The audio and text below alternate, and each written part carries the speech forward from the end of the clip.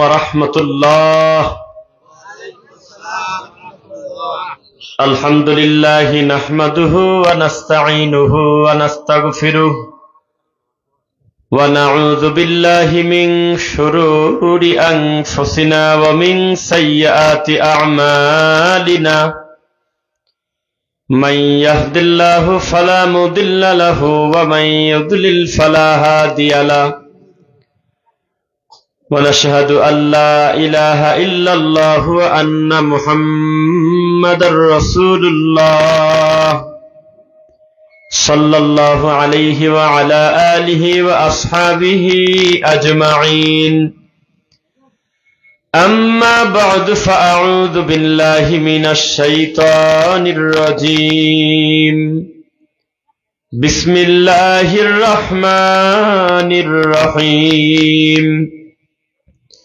والشمس وضحاها والقمر إذا تلاها والنهار إذا جلاها والليل إذا يغشاها والسماء وما بناها والأرض وما طحاها ونفس وما سواها فألهمها فجورها وتقواها قد أفلح من زكاها وقد خاب من دساها كذبت ثمود بطغواها إذ انبعث أشقاها فقال لهم رسول الله ناقة الله وسقياها فكذبوه فعقروها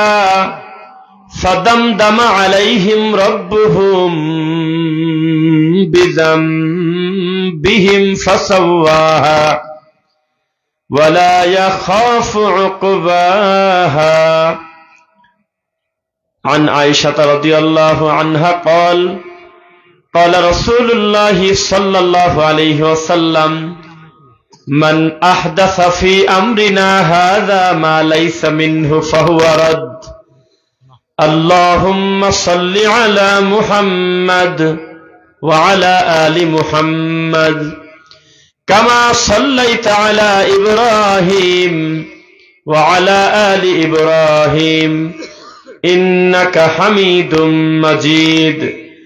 اللهم بارك على محمد وعلى آل محمد كما باركت على إبراهيم وعلى آل إبراهيم إنك حميد مجيد. الحمد لله. হাজী রবিতুল্লাহ খান হাফিজিয়া ও ফুরকানিয়া মাদ্রাসা, ধানীখোলা, দক্ষিণ ভাটিপাড়া, ত্রিশাল, মোমেন শাহীর উদ্যোগে পঞ্চম বার্ষিক ইসলামী মহাসম্মেলনের একদম শেষের দিকে আমরা এসে গেছি। মহান রবের শুকরিয়া আদায় করতেছি, আলহামদুলিল্লাহ। শান্তি অবতীর্ণ হোক আল্লাহর রাসূলের উপরে, যে রাসূলের আদর্শ বাস্তবায়ন করার জন্যই রাত এত পর্যন্ত আপনারা বসে আছেন। আপনাদের কর্মকাণ্ড, মসজিদ, মাদ্রাসা, ঈদগাহ, যত দিনই কর্মকাণ্ড আছে সব একটাই উদ্দেশ্য, রাসূলের আদর্শ বাস্তবায়ন করা। সেই নবীর প্রতি দরুদ ও সালাম পড়ি, আল্লাহুম্মা সাল্লি আলাইহি আল্লাহুম্মা বারিক আলাইহি। কেমন আছেন সকলে? আলহামদুলিল্লাহ। আমার পূর্বে যারা কথা বলেছেন, দায়িত্বশীল হয়ে, কমিটির লোক হয়ে, বক্তা হয়ে, ইমাম হয়ে, মুয়াজ্জিন হয়ে, মুসল্লি হয়ে যে যেভাবে পড়েছিলাম, আরেকবার সবকিছু ভুলে গিয়ে আল্লাহর আব্দুল্লাহ হিসেবে শুধু পড়ছি আলহামদুলিল্লাহ, লিল্লাহি তাকবীর।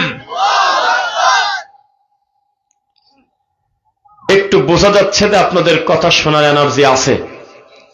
মাঠটা কত বড় সেটা আমি বলি না, তবে মাঠটা পূর্ণ হয়ে আছে, আল্লাহর শুকরিয়া, আলহামদুলিল্লাহ। আমরা ওই বক্তা না, আমরা এখানে বক্তব্য দেওয়ার আগেই আপনারা আমাদের ব্যাপারে জেনে গেছেন। আজকের দিনে চোখের ধুলা দিয়ে দেওয়া যায় না।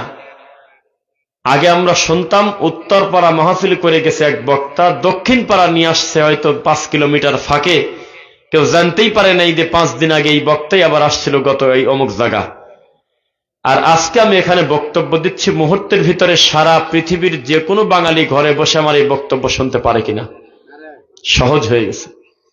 এর জন্য বহু সাপের গল্প, কুত্তার গল্প, ব্যাঙের গল্প, হরিণের গল্প, নারী ভুড়ি, খেতাবালিশের গল্প, পীর ফকিরের গল্প, ঠাকুরের গল্প, এই সমস্ত জন্ডিস মার্কা বক্তার প্রায় মাঠ শেষ, আলহামদুলিল্লাহ। যাদের মূল তফিল হইল মিথ্যা কথা বলা, নবীর প্রতি অপবাদ দেওয়া, জাল হাদিস বলা, দুনিয়ার নোংরামি দিয়ে মাঠটাকে পূর্ণ করা, কোরআনের আয়াতকে বিকৃত করে মাঠে পরিচালনা করা, রাসূলের মিথ্যা কথা বলা, রাসূলের নামে জাল হাদিস প্রচার করা। আমরা আশাবাদী এই জাতি ধীরে ধীরে তাদের থেকে মুখ ফিরিয়ে নিচ্ছেন। আমি কি বানায় বললাম কিনা? আগামীর দিন হবে কোরআন সুন্নাহর দিন ইনশাআল্লাহ। আগামীর দিন হবে তাওহীদ প্রতিষ্ঠার দিন ইনশাআল্লাহ। আগামীর দিন হবে বিদআত মুক্ত তাওহীদ ভিত্তিক দেশ ইনশাআল্লাহ। আমরা যে এই চেয়ারে কেউ বসেন, একবারে খালি রাখছেন, বসেন। আলেম মানুষ কাছে বসুক, আমার ভাই আমাদের সাথে পরিচিত আগে থেকেই, আল্লাহ কবুল করুন, আল্লাহুম্মা আমিন।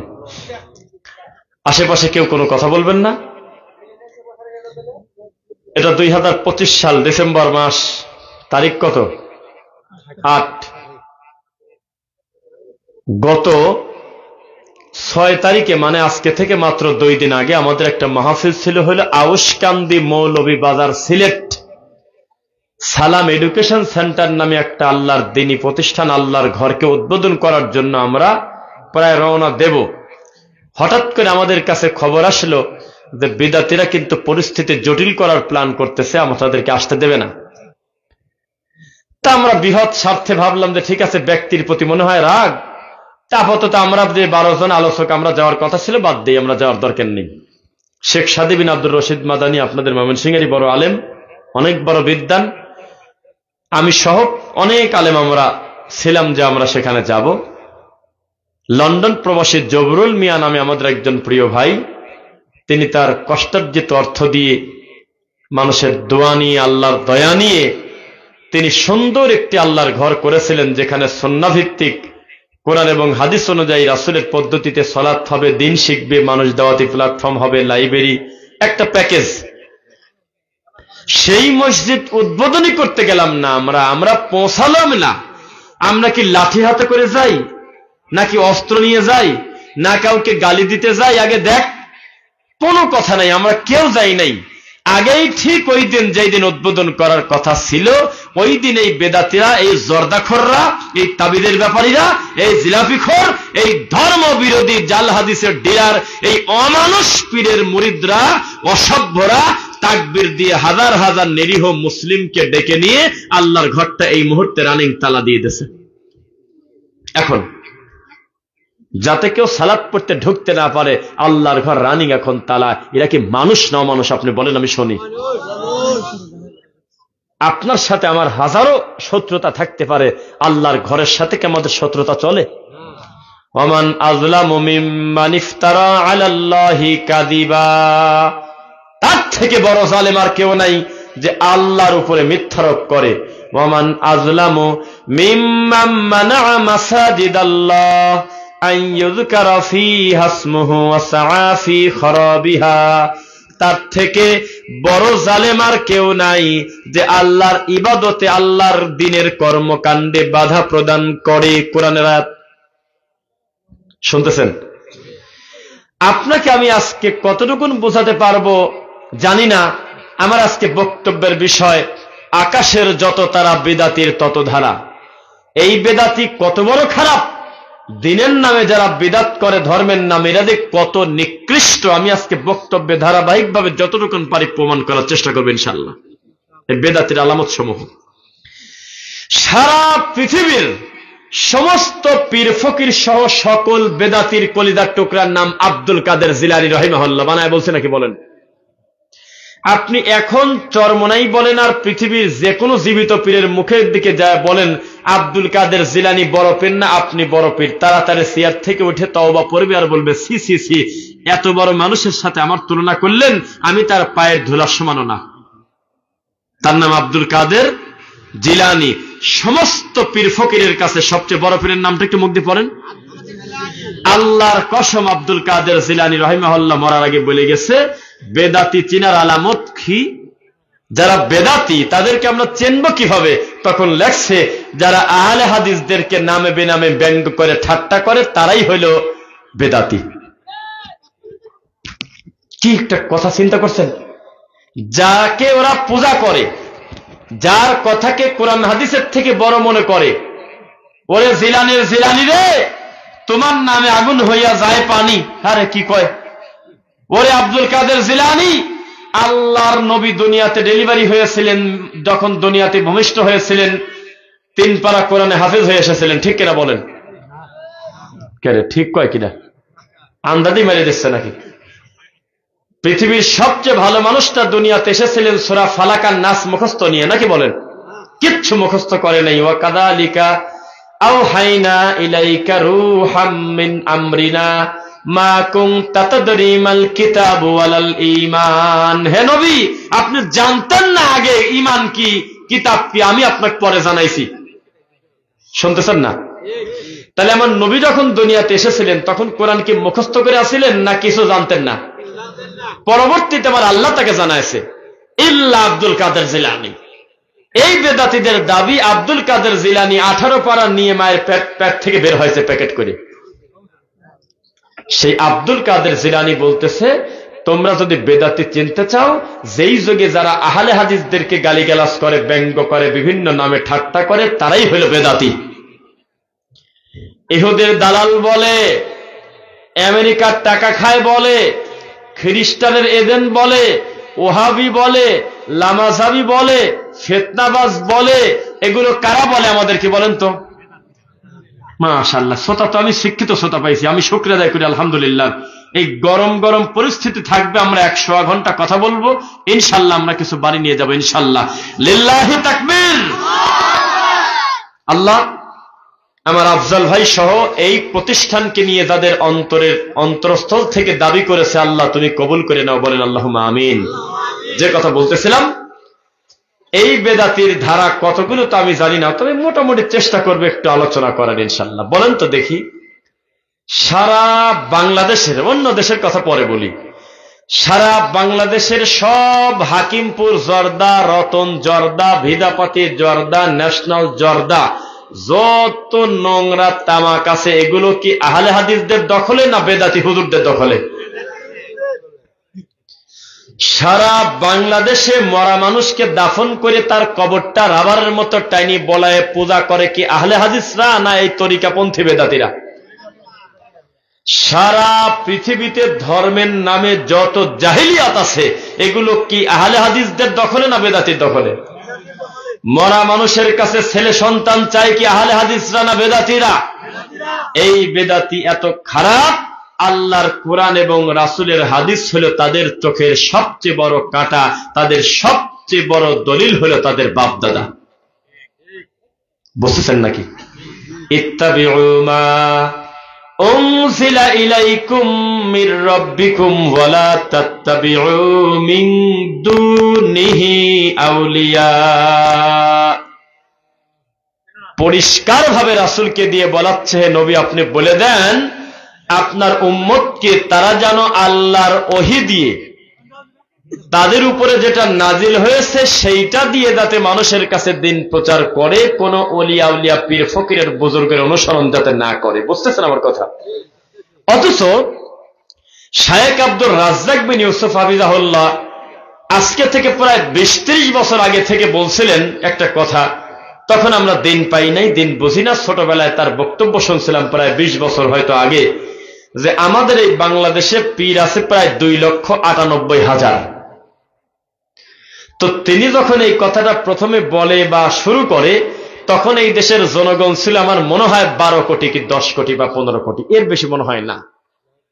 ওনার এই কথা বলার পর থেকে এখন অন্তত 6 থেকে 7 কোটি আরো নতুন ডেলিভারি হয়েছে।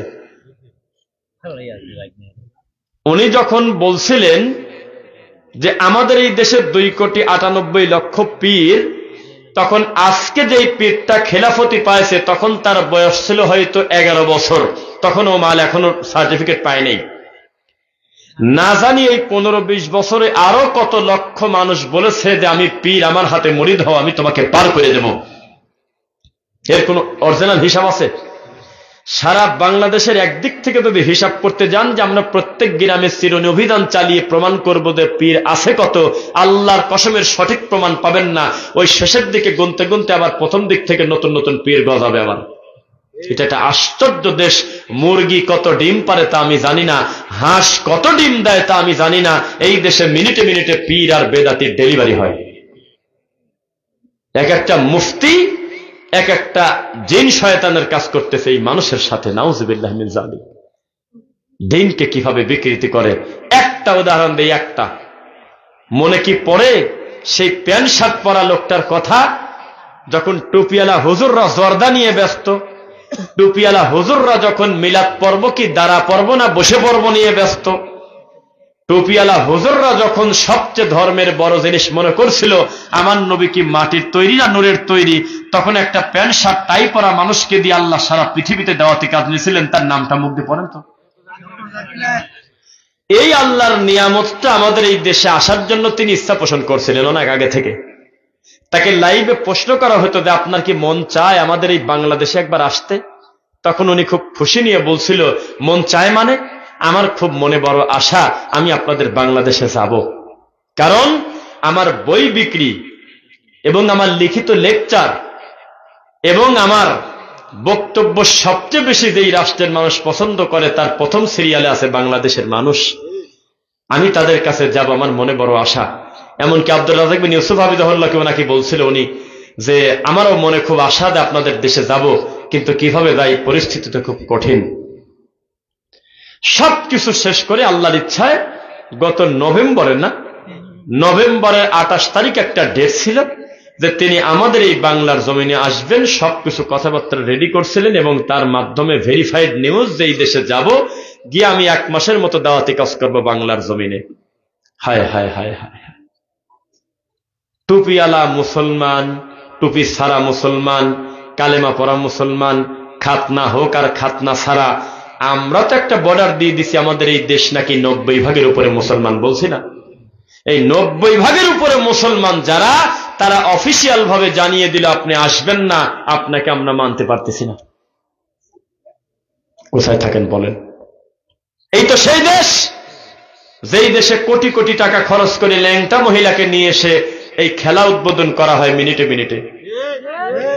যেই দেশে রাজনৈতিক ব্যক্তিকে খুশি করার জন্য সামনে এসে ল্যাংটা নাচে, যেই দেশে মানুষকে খুশি করার জন্য পাকিস্তান থেকে ওই আপনার লালন সঙ্গীতের মতো ওই যে বিভিন্ন খান আসে, এসে হলো বাদ্যযন্ত্র বাজিয়ে দেয় বাংলার জমিনে স্টেডিয়ামে, আর ডক্টর জাকির নায়েক আসার জন্য তাদের অনুমতি পাওয়া যায় না। তাই আমরা বলেছিলাম আমাদের এই দেশে ধর্মের হাড়িতে কুত্তায় মুখ দিয়েছে। এটা ধর্মের হাড়ি ভালো নাই, এই ধর্মের হাড়ি ভালো নাই। ইসলামী বক্তার মাহফিলের মাঠ যেমন চলে গেছে সার্কাসের জোকারে, 32 ইঞ্চি বক্তা যেদিন হয়েছে মাহফিলের, বক্তা যেদিন হয়েছে ছেলে থেকে মেয়ে, মেয়ে থেকে ছেলে, হেলিকপ্টার যোগে আগমন করিবেন। ও আমার মনে হয় যে একটু আগায় বসলে আমাদের ভাইদের সুবিধা হয়। আর তো সামনে ওইভাবে দাঁড়িয়ে না থেকে একটু কষ্ট করে বসে পড়বেন, সুন্দর হবে। একটু বসে পড়েন, একটু চেপে চেপে বসবেন ভাই। আমরা আপনাদেরকে কষ্ট দেব না, আমরা কথা দিচ্ছি আপনাদের আগ্রহ থাকতে থাকতে আমরা রাসূলের পদ্ধতিতে দোয়া পড়ে চলে যাব। কারণ আপনার টার্গেট হলো 1 কিলো, হাফ কিলো, এই তো আপনার বাড়ি দেখা যাচ্ছে। আমার টার্গেট হলো 325 কিলো। খবরদার আপনি ব্যস্ত দেখাবেন না আমাদের সামনে, বসে পড়েন ইনশাল্লাহ, ঠিক আছে? আর এক ভাইকে পরিবেশ করে দেন। যে কথা বলতেছিলাম, আমাদের এই মাহফিলের মাঠটা হয়ে গেছে সার্কাসের জোকার। জালসার মঞ্চে বসে তারা মিথ্যা কথা বলে নবীর নামে, অথচ আজকে থেকে 1450 বছর আগে আমাদের আম্মাজান একটা কথা বলছিলেন, তার নাম হলো আয়েশা রাদিয়াল্লাহু আনহা। তিনি বলেছেন, মান কাযাবা আলাইয়া মুতাআম্মিদান ফালিয়াতাবাওয়া মাকআদাহু মিনান নার।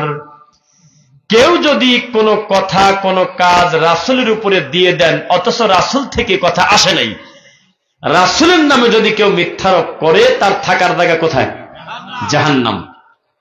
তো এই বেদাতীদের জাহান্নামে কত ঘর বাড়ি আছে তার হিসাব নেই। এদিক থেকে তারা অনেক ধনী। প্রত্যেক মাহফিল এক একটা বেদাতি 50টা করে বাড়ির মালিক হয়। যত জাল হাদিস বলবে, মিথ্যা বলবে, তত ঘর তৈরি হবে দুনিয়াতে থেকে জাহান্নামে ঘর তৈরি হবে, কথা নবী বলেছেন। আমরা কি বানাইছি? তাহলে আপনাকে আমি সেটাই বোঝাই, ওয়াইন তুতি আকসারা মান ফিল আরদি ইউদিল্লুকা আন সাবিলিল্লাহ। এখন গণতান্ত্রিক হুজুররা তো আমার এই বক্তব্যে মন খারাপ করতে পারে, তবে জেনে রাখেন অধিকাংশের মতামত বেশিরভাগ ক্ষেত্রে গ্রান্টেড হয় না। আর বাংলার জমিনে লেখা আছে অধিকাংশের মতামতই হলো গ্রহণযোগ্য। কেউ যদি 51 ভোট পায়, কেউ যদি 49 বা 50 ভোট পায়, এমপি হবে কি 51 আলা না 49 আলা? 51 আলা হবে, 49টা পুরা বাতিল। আর ইসলাম বলে তা না, 99 জন তাওহীদ মানে না, দিন মানে না। একজন মানুষ আল্লাহকে এবং রাসূলকে মেনে নিয়েছে, ওই একজনই মানুষ, আর বাকি হলো অমানুষ। আমাদের দেশে পুরা উল্টা। মেথর, ডোম, চামার, মালায়ন, ইহুদি, খ্রিস্টান, হিন্দু, বেনামাজি, ঈদের নামাজ পড়ে না ঠিক মতো, সব লোকের মূল্য ভোটের যা, আমাদের ইব্রাহিম হুজুরের ভোটের মূল্য তাই, এক সিল। কি একটা অবস্থা! এই তো ফেব্রুয়ারিতে ভোট, সার্কাস খেলা আমরা দেখব। জালসার মঞ্চে বক্তার মাইক নিয়ে কাঁদে, হু হু করে কাঁদে। কি হয়েছে তোমার? কয় যে আমি এই রাস্তাটা করে দেবো না, আমার জন্য দোয়া করবেন। আপনারা যদি আমাকে এবারও দেখেন, তাহলে দক্ষিণ পাড়ার এই রাস্তার অর্ধেক যে করছিলাম, বাকি অর্ধেকটা সারিয়ে দেবো। কয় কি এসব? রানিং কোরআনের মাহফিলে, হাদিসের মাহফিলে এসে মাঠটা নষ্ট করে দিয়ে হাসির পাত্র করে দেয়। মিথ্যা না সত্য? হিসাব দিতে হবে আল্লাহর কাছে। মা ইয়ালফিযু মিন কাওলিন ইল্লা লাদাইহি রাকিবুন আতীদ। জবান থেকে যে কথা বের হয়, এ কথা শুধু ক্যামেরায় রেকর্ড হয় না, আল্লাহর কাছেও কথা রেকর্ড থাকে। শুনতেছেন নাকি? কত নেতা কত আশা দিয়েছে আপনাকে সারা জীবন, কত নেতা কত কথা বলেছে আপনাকে, ঘর থেকে বের হয়ে গেছেন, রাত নাই দিন নাই। একবার বলেছে অমুক ভাইয়ের চরিত্র ফুলের মতো পবিত্র, কিসের ঘুম কিসের খাওয়া, কিসের বউ কিসের ছেলে মেয়ে, 2টা টাকার লোভে সারাটা রাত ধরে দৌড়াদৌড়ি করেছেন, অথচ ফজরের নামাজ পড়ার টাইম ছিল না।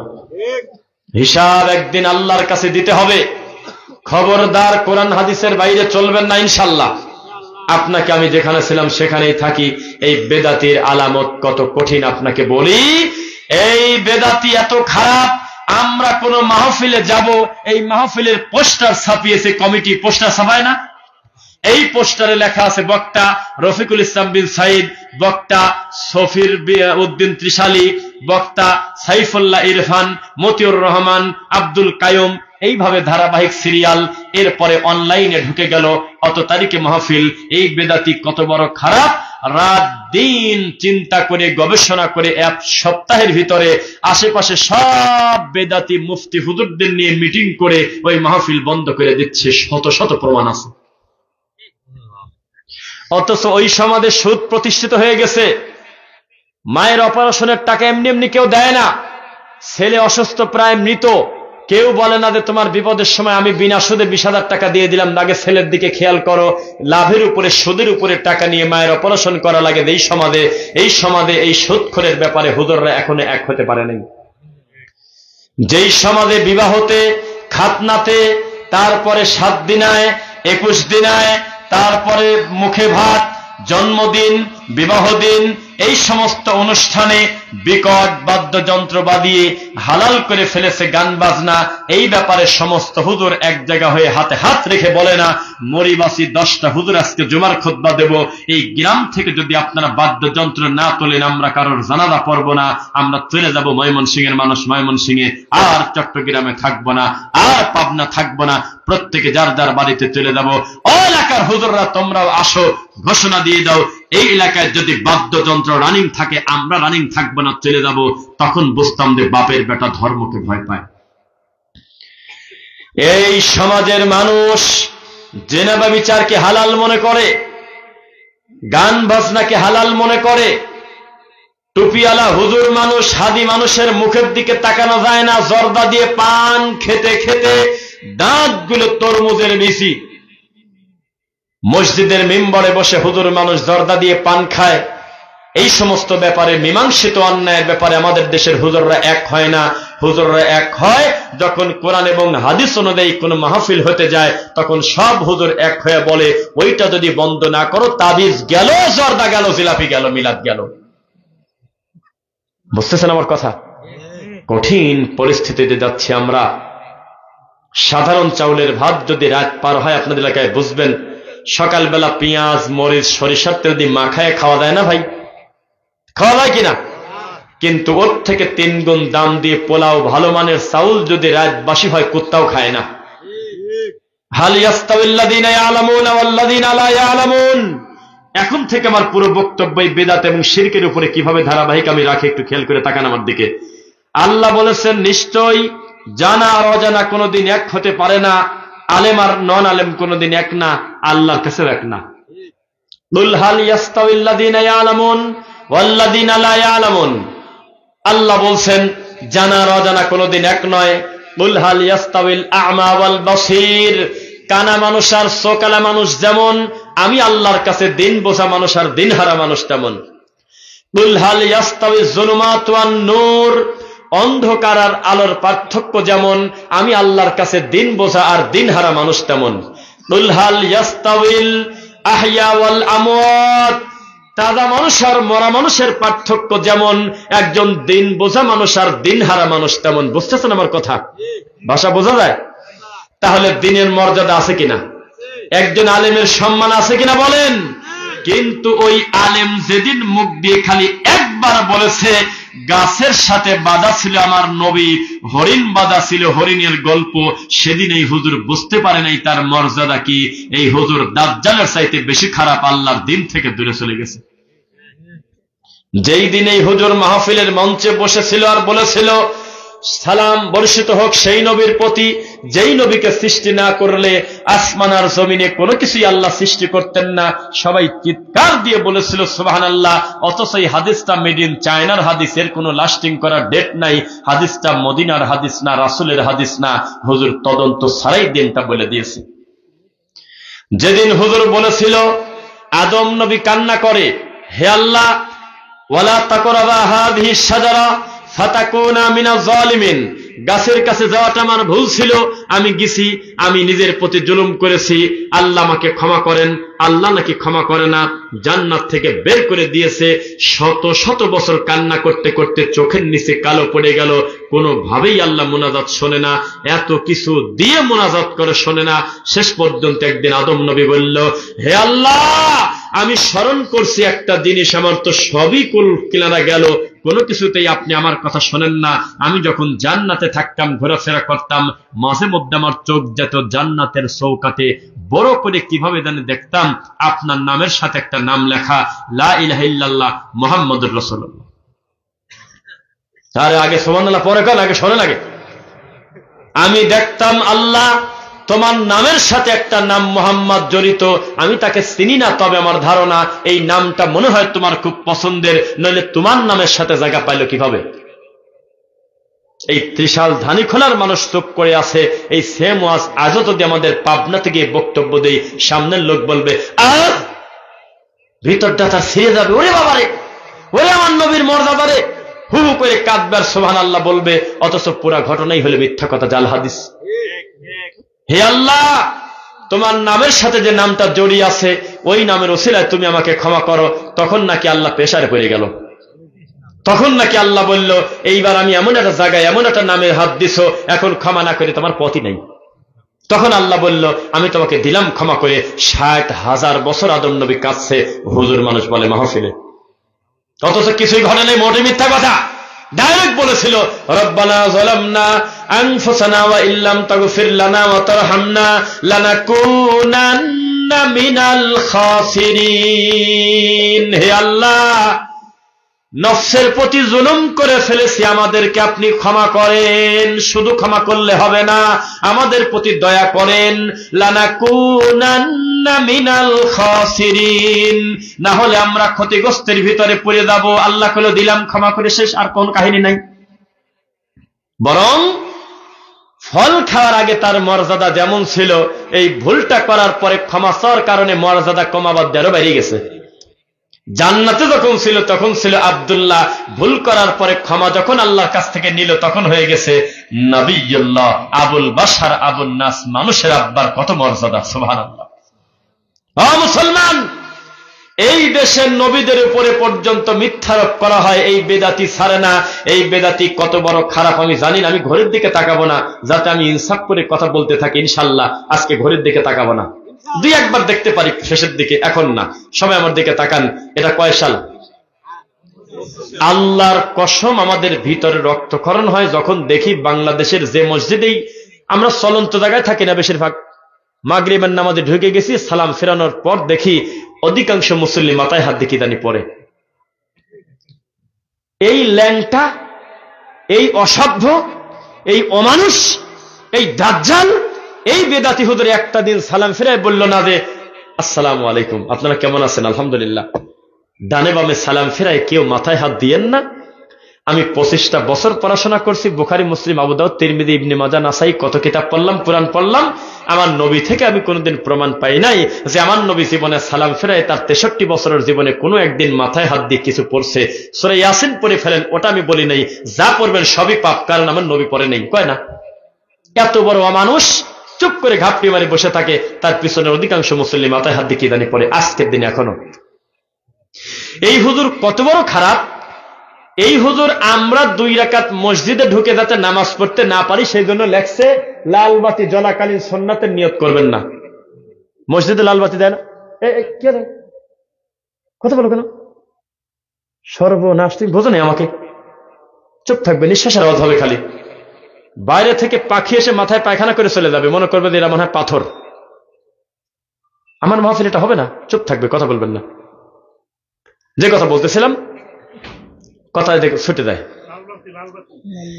আল্লাহর ঘর মসজিদে নবী বলেছেন ইদা দাখালা আহাদুকুল মসজিদ লা ইয়াজলিস হাত্তা ইউসাল্লা রাকাতাইন। নিষিদ্ধ টিষিদ্ধ নাই, যে কোনো টাইমে আল্লাহর বান্দা যদি আল্লাহর ঘরে ঢুকে পড়ে 2 রাকাত নামাজ হবে, তারপরে বসা। এটা কে বলছে বলেন? কোন কোন ইমাম এটাকে ওয়াজিব পর্যন্ত বলেছে যে পড়তে হবে, এটা আল্লাহর হক, তারপরে বসো, মসজিদের হক। বোঝেন না? আর এই বেদাতি আমি আর আপনি 2 রাকাত মসজিদে গিয়ে নামাজ পড়ব নবীর পদ্ধতিতে, এইটা ঠেকাতে চাচ্ছে কেন? ওই যে বসে বসে 3 নাম্বার খুতবা দেয়, বসে বসে 3 নাম্বার খুতবা দেয়। আগে কান ছিল 2টা, অপারেশন করে আর একটা কান বাড়াইছে। নাকের ছিদ্র ছিল 2টা, অপারেশন করে আর একটা নাক বাড়াইছে। চোখ 2টা ছিল, আর একটা বাইপাস করে কপালে 3 নাম্বার চোখ বানাইছে। এর নাম হলো বেদাতি খুতবা। 3টা। নবী দিয়েছে কয়টা? আবু বকর সিদ্দিক দিয়েছে কয়টা? বুঝে কথা বলেন না কেন? ভয় পাচ্ছেন? খুতবা কয়টা? আরে বলেন না কেন কয়টা? বেদাতি হুজুরের কয়টা? এই 3 নাম্বার খুতবা যেটা বসে বসে দেয়, ওই খুতবাটা যাতে মানুষ শোনে আর নামাজ পড়তে না পারে, নামাজ ঠেকানোর জন্য পিছনে লেখা কি বলেন? আবার বলেন। লাল বাতি জ্বলাকালীন সুন্নাত নিয়ত করবেন না, হাত বাঁধিবেন না, বহু কিছু লেখা থাকে কিনা। তা আমি এবার আপনাকে বলি, এই বেদাতি মার্ডার কেসের আসামির চাই বড় আসামি না? আল্লাহর বান্দা আল্লাহর ঘরে গিয়ে নামাজ পড়ে এই অসভ্য লাল বাতি দিয়ে রাখছে। তাকান, এই বাংলা খুতবা দিচ্ছিল যেটা, সেটা কি বেদাত না সুন্নাহ? এই বেদাত ঠিক রাখার জন্য আল্লাহর বান্দাদেরকে নামাজ পড়তে দিচ্ছে না। আর মাগরিবের নামাজে বিশেষ করে মানুষ, প্রত্যেক মসজিদ এমন নাই আমি জানি না যেই মসজিদে অন্তত 10টা লোক জামাত পায় না। মিথ্যা বলছে নাকি? সালাম ফেরানোর পর মাগরিবের পর দেখবেন কেউ 2 রাকাত পায় নাই, কেউ 1 রাকাত পায় নাই, তাড়াহুড়া করে দোকান বন্ধ করে চলে আসে, টাইম তো দেয় নাই বেদাতি হুজুর। বেশিরভাগ লোক জামাত মিস করে কিনা? তখন এই ডানে বামে সালাম ফেরানোর পর হুজুর বলতেছে রব্বানা যালামনা আনফুসানা ওয়া ইল্লাম তাগফির লানা ওয়া তারহামনা লানাকুনান্না মিনাল খাসিরিন বিহাক্কি লা ইলাহা ইল্লাল্লাহ। তো এই যে লোকটা এখন রানিং ফরজ পড়তেছে, তাহলে আমার এই রব্বানা যালামনা বলার কারণে যদি এই লোকটার কানে গিয়ে যদি রাকাত ভুল হয় অথবা ফরজ নামাজ নষ্ট হয়, মরা পর্যন্ত আখেরি মুনাজাত দিয়ে কি আমি ফরজের ঘাটতি পূরণ করতে পারবো? তাহলে বেদাতি মার্ডার কেসের আসামির থেকে বড় আসামি আমি কি মিথ্যা বলছি? মার্ডার কেসের আসামি কি মার্ডারটা নেকি মনে করে করে না নেকি পাপ মনে করে করে? অনুতপ্ত হয়, ভুল করে, ক্ষমা চায়, মাফ করে দেন, টাকা নেন, আমাকে ছেড়ে দেন, জেলে গেলেও আবার জামিন চায়, তার মানে সে পাপ বলেই সেটা জানে। আর এই বেদাতি অমানুষ এখন পর্যন্ত বলে না, আরে আমার এই মোনাজাতের কারণে আমার সামনে কত মুসল্লি আজকে ফরজ নামাজের নষ্ট হচ্ছে, আমি এই কুকাম করব না, আমি আমার নবীর পদ্ধতিতে ঘুরে বসে আমি মাসনুন জিকির করব, আস্তাগফিরুল্লাহ, আল্লাহু আকবার, আল্লাহুম্মা আনতা সালাম ওয়া মিনকাস সালাম, তাবারাকতা ইয়া যাল জালালি ওয়াল ইকরাম, লা ইলাহা ইল্লাল্লাহু ওয়াহদাহু লা শারীকা লাহু লাহুল মুলকু ওয়া লাহুল হামদু ওয়া আলা কুল্লি শাইইন কাদির, আল্লাহুম্মা ইন্নী আলা যিকরিকা ওয়া শুকরিকা ওয়া হুসনি ইবাদাতিক, আল্লাহুম্মা লা মানিয়া লিমা আ'তাইতা ওয়া লা মু'তিয়া লিমা মানা'তা ওয়া লা ইয়ানফা'ু যাল জাদ্দি মিনকাল জাদ। সূরা ইখলাস, ফালাক, নাস, আয়াতুল কুরসি, সুবহানাল্লাহ 33 বার, আলহামদুলিল্লাহ 33 বার, আল্লাহু আকবার 34 বার। কত দোয়া যে আছে বসে অন্তত 15 থেকে 20 মিনিট বসে পড়া যায়, যেটা নবীর দেওয়া আছে, একটাও পছন্দ হয় না। এইও মানুষ বেদাতি বলতেছে রব্বানা যালামনা আনফুসানা বিরহমাতিকা আরহামার রাহিমিন। এই বেদাতি কত বড় খারাপ আপনি বলেন। 50টা বছর এই বেদাতি হুজুরের পিছনে আমার দাদা নামাজ পড়ে গেল, আপনার বাপ নামাজ পড়ে গেল, মরার আগ পর্যন্ত জানতেই পারল না যে সালাম ফিরানোর পর আমার নবী কি কি পড়তেন। এই ছোট খারাপ না বড় খারাপ? এভাবে কি বলতে থাকবো? এই বেদাতির কিছু ঢং দেখাই। এই বাংলাদেশের টপ লেভেলের একজন বেদাতি, কাফেরের ডিলার, যিনি এমন একটা চশমা পরে থাকে যে হুজুরের নামই না সেই হুজুরই বলে কাফের। তার নাম কি? আব্বাসী মৌলবী। এই আব্বাসী মৌলবী দেখেন কি করে, ও কাফের বলে আর ভ্রান্ত বলে ডাকে হলে তাহেরিকে। আর এক ল্যাংটা যে বলছে আল্লাহর ধন রাসূলকে দিয়ে আল্লাহ গেছে নাই হয়ে, নাউজুবিল্লাহ।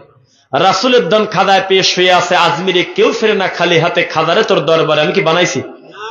এই কুলাঙ্গার, এই অমানুষ, এই মুশরিক এক ঠাকুর আর এক ঠাকুরকে বলতেছে যে ও হলো বাতিল। আমি খালি ঘরে শুয়ে ভিডিও যখন সামনে আসে আমি খালি হাসি আর বলি, আল্লাহ, বিয়ের অনুষ্ঠানে খাইতে বসছি, দেখবেন মাঝে মধ্যে এমন ভাবে কুকুর জোরে জোরে চিল্লায় মনে হচ্ছে 2টা মার্ডার হয়েছে। পর্দাটা টান দিয়ে তুলি, দেখি দিয়ে একটা গোস্তও নাই, মাঝখানে একটা হাড্ডি, 2 কুকুর মাঝখানে এমন ভাবে হু হু করতেছে মনে হচ্ছে যে একেবারে কত দামি জিনিস যেন মাঝখানে আছে। তাওহীদের দৃষ্টিতে, ইসলামের দৃষ্টিতে, কোরআন হাদিসের দৃষ্টিতে দুইটাই ভয়াবহ ভণ্ড কিনা বলেন। যেই আব্বাসী ইমাম ইবনু তাইমিয়া রাহিমাহুল্লাহর মতো লোককে বলে হিন্দু, নাউজুবিল্লাহ, সহ্য করা যায়? নাসিরউদ্দিন আলবানী রাহিমাহুল্লাহকে ঘড়ির মেকার বলে ব্যঙ্গ করে আর বলে উনি নাকি খ্রিস্টান মাদ্রাসায় পড়ছে, নাউজুবিল্লাহ। এত বড় অমানুষ, সে আর এক অমানুষকে বলতেছে কাফের, ও আবার একে বলতেছে কাফের। কি মজা! এক বেদাতি আর এক বেদাতিকে কি বলে? কাফের। আরে কাফের! এক পীর আর এক পীরকে কাফের বলে। তাহলে ওদের ভিতরে পার্থক্য আছে না নাই? কাদেরি, নকশাবন্দি, মুজাদ্দেদি, সোহরাবর্দি, আর এক পীর বলতেছে তরিকা হলে 126টা। কয়টা তরিকা? আসলে তরিকা কয়টা? সিরাতাল মুস্তাকিম তরিকা কয়টা? এটা আরবিতে বলি যাতে বোঝা যায়, আলেম ওলামা আছে। ওয়া আন্না হাযা সিরাতি মুস্তাকিমান ফাত্তাবিউ। কয়টা সিরাতুল মুস্তাকিম? রাস্তা সোজাটা কয়টা? আর সরমনের পীর বলতেছে 126টা মাধ্যম আছে জান্নাতে ঢোকার, বাইপাস রোড আছে ত্রিশালে ঢুকতে। তার ভিতরে সবচাইতে শর্টকাট তরিকা হলো চিশতিয়া সাবেরিয়া। তারপরেই বলতেছে হু হু এইভাবে জিকির করে। আর কিছুদিন আগে নতুন একটা ইবাদত ডেলিভারি দিতেছে, আমি যদি ভুল বলি আমাকে গাছের সাথে বাঁধে রাখবেন, এর থেকে বড় কথা হয় না। সরমনাই পীর বলতেছে প্রথমে কয়েকবার বলবে আল্লাহ আল্লাহ, এরপরে বলবে লা লা লা লা লা লা লা। যদি আমি ভুল বলি আমি মিথ্যুক, এর থেকে আর কি বলবো। ইউটিউবে লিখবেন চরমনার পীরের লালা লালা জিকির, যদি না হয় তাহলে আমাকে ফোন দিয়ে বলবেন, এটা তো পাচ্ছি না, তখন আমি আপনার হোয়াটসঅ্যাপে দিয়ে দেবো ইনশাল্লাহ। এত বড় মানুষ আল্লাহর দিনকে বিকৃতি করে, জিকিরকে বিকৃতি করে, নাউজুবিল্লাহ পড়েন। দেখেন বেদাতের ঢং বলতে একটা জিনিস বলি, এই ফুলটা বানাইছে কে বলেন তো? হুজুর না নন হুজুর? হুজুর বানাইছে না? এই মাইকটা বানাইছে কে? কোন আলেম ভাই? চেয়ারে বসে আছে, চেয়ারটা বানাইছে কিনা? হুজুর কিছুই বানায় নাই। হুজুর বলে আল্লামা। আল্লামা মানে মহাজ্ঞানী, কত জ্ঞানী তা মানুষ জানে না। তো হুজুরদের জ্ঞান হলো সবচেয়ে বেশি, কারণ কোরআনের জ্ঞান আছে, তার হাদিসের জ্ঞান আছে, দুনিয়াবি জ্ঞান আছে। এ তো মহাপণ্ডিত হওয়ার কথা। এই পণ্ডিত একটা টয়লেটের বদনাও বানাতে পারে নাই। এই টেবিলটা যদি বানাতো, আমি আল্লাহর কসম যে তরিকার লোকই হোক, আজকে আমি ওয়াজ উঠে বলতাম, আরে আমার একটা আলেম ভাই টেবিলটা বানাইছে, চেয়ারটা বানাইছে, আমি চেয়ারে বসে ওয়াজ করতেছি, আল্লাহ আমার ভাইকে তুমি বড় করো। জাতি ভাই হিসেবে টান থাকতো কিনা? টয়লেটের বদনাও বানাতে পারে নাই হুজুররা। কি বানাইছে? জিকির বানাইছে, ইবাদত বানাইছে। যেটা বানানোর স্বাধীনতা আছে ওইটা বানায় নাই, যেটা বানালে জাহান্নামে যাওয়া লাগবে সেইটা বানাইছে। ইল্লাল্লাহ ইল্লাল্লাহ অক করে ওঠে। আর আমার এলাকায় পাবনাতে ফুরফুরার জিকির। কি জিকির?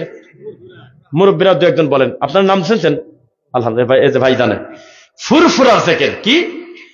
লা ইলাহা বলবা হলো শ্বাসের টানে, আর ইল্লাল্লাহ বলে কক করে উঠবে বাম দুধের 2 আঙুল নিচে, তাদের টান। নফি ইসবাতের জিকির, শ্বাসের জিকির।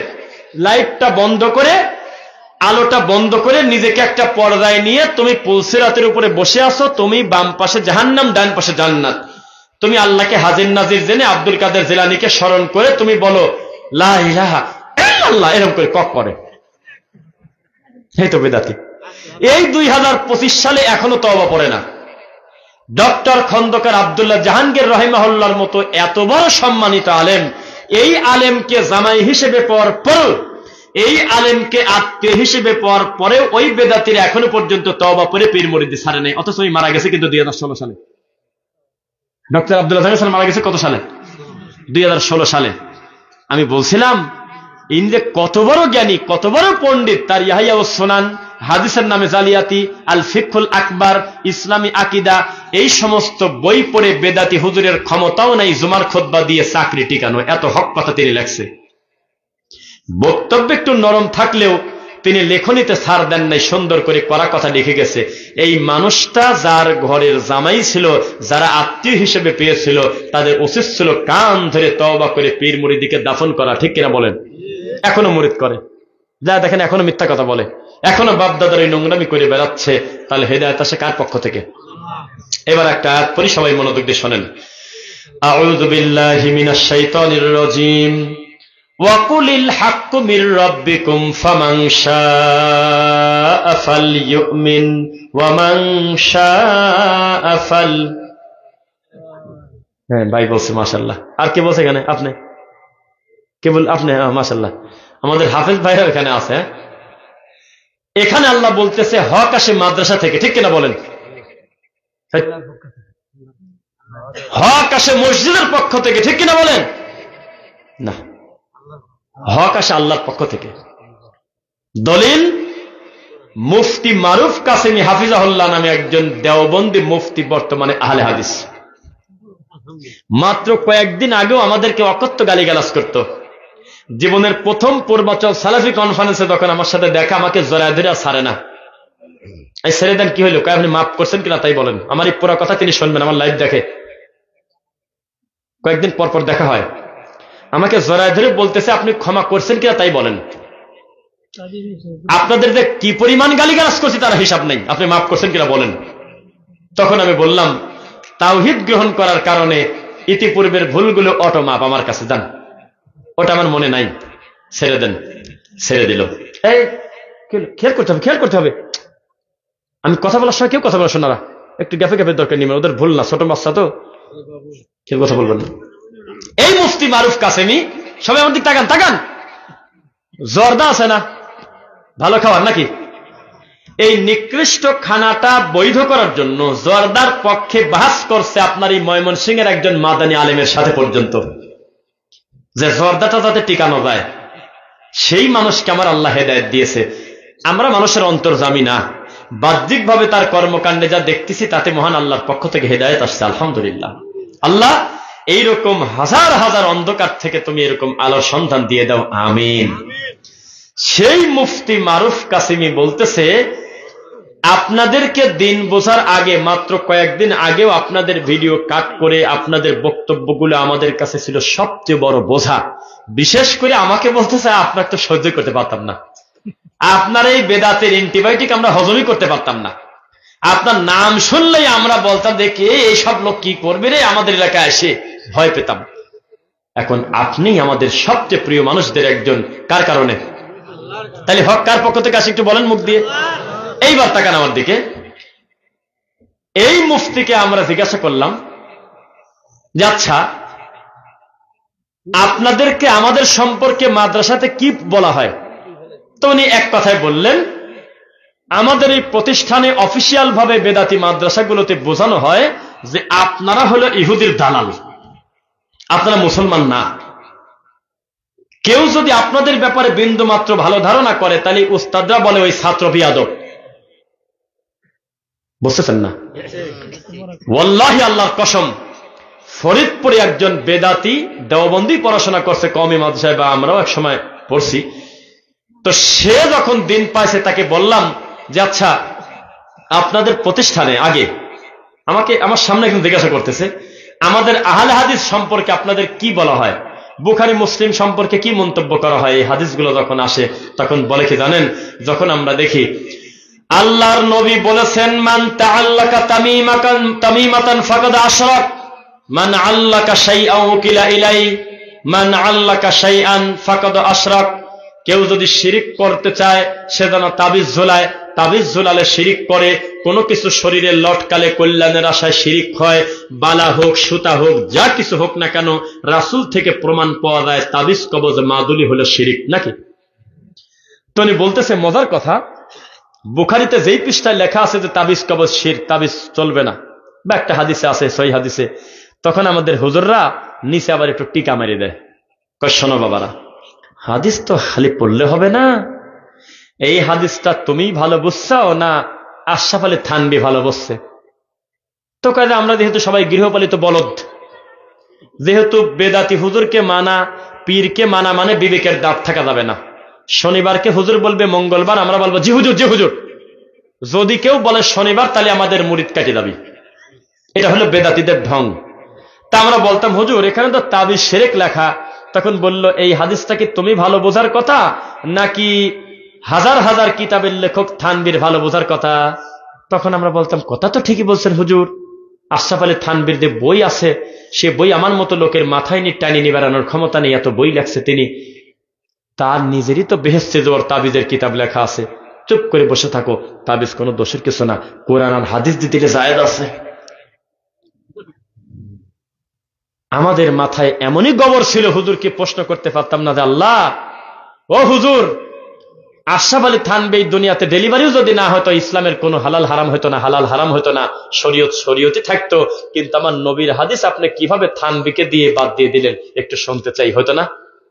ছাত্র তো আমার মতো না, ছাত্র বলতেছে জি হুজুর জি হুজুর, জি আব্বা হুজুর কেবলা যান, জি হুজুর আপনারা বলছেন ওটাই ঠিক, থানভী যেহেতু বলছে তাহলে ঠিক, কুত্তাকে মুরিদ করে, ব্যাংকে মুরিদ করে, সাপকে মুরিদ করে। কুয়াকাটার হাফিজুর রহমান কুয়াকাটি সেই হুজুর বলতেছে যে আশরাফ আলী থানভীর এত কিতাব কেন, তোমরা কি জানো বাবারা? কয়েছে না, যেদিকে তাকানো যায় খালি তার কিতাব আর কিতাব, খালি বই আর বই, কোরআনের অনুবাদ থেকে শুরু করে সব বই প্রায় তার দখলে, এত কিতাব কেমনে লেখে রে বাবা। তিনি যখন নামাজ পড়তে যেত খাতা কলম রাখি, যখন নামাজে গেছে নামাজ পড়ি আসি দেখে খাতার কলম তখনও লেখালেখি করতেছে, একটা সোতা জোতা খোলে না। কয় কিরে এ পাগল হাত দিয়েছে কোন জায়গা? আল্লাহর নবী মদিনা থেকে মক্কাতে পায়ে হেঁটে হজ করতে আসে, কাবা একটু আগে যায় না, আরে পাগলের কলম বলে একাই নড়াচড়া করে লেখালেখা হয়ে যাচ্ছে, কি কয় সব? কয় কি রামায়ণের গল্প? তো সেই থানভী যেহেতু বলছে তাবিজ চলে, অসুবিধা নেই।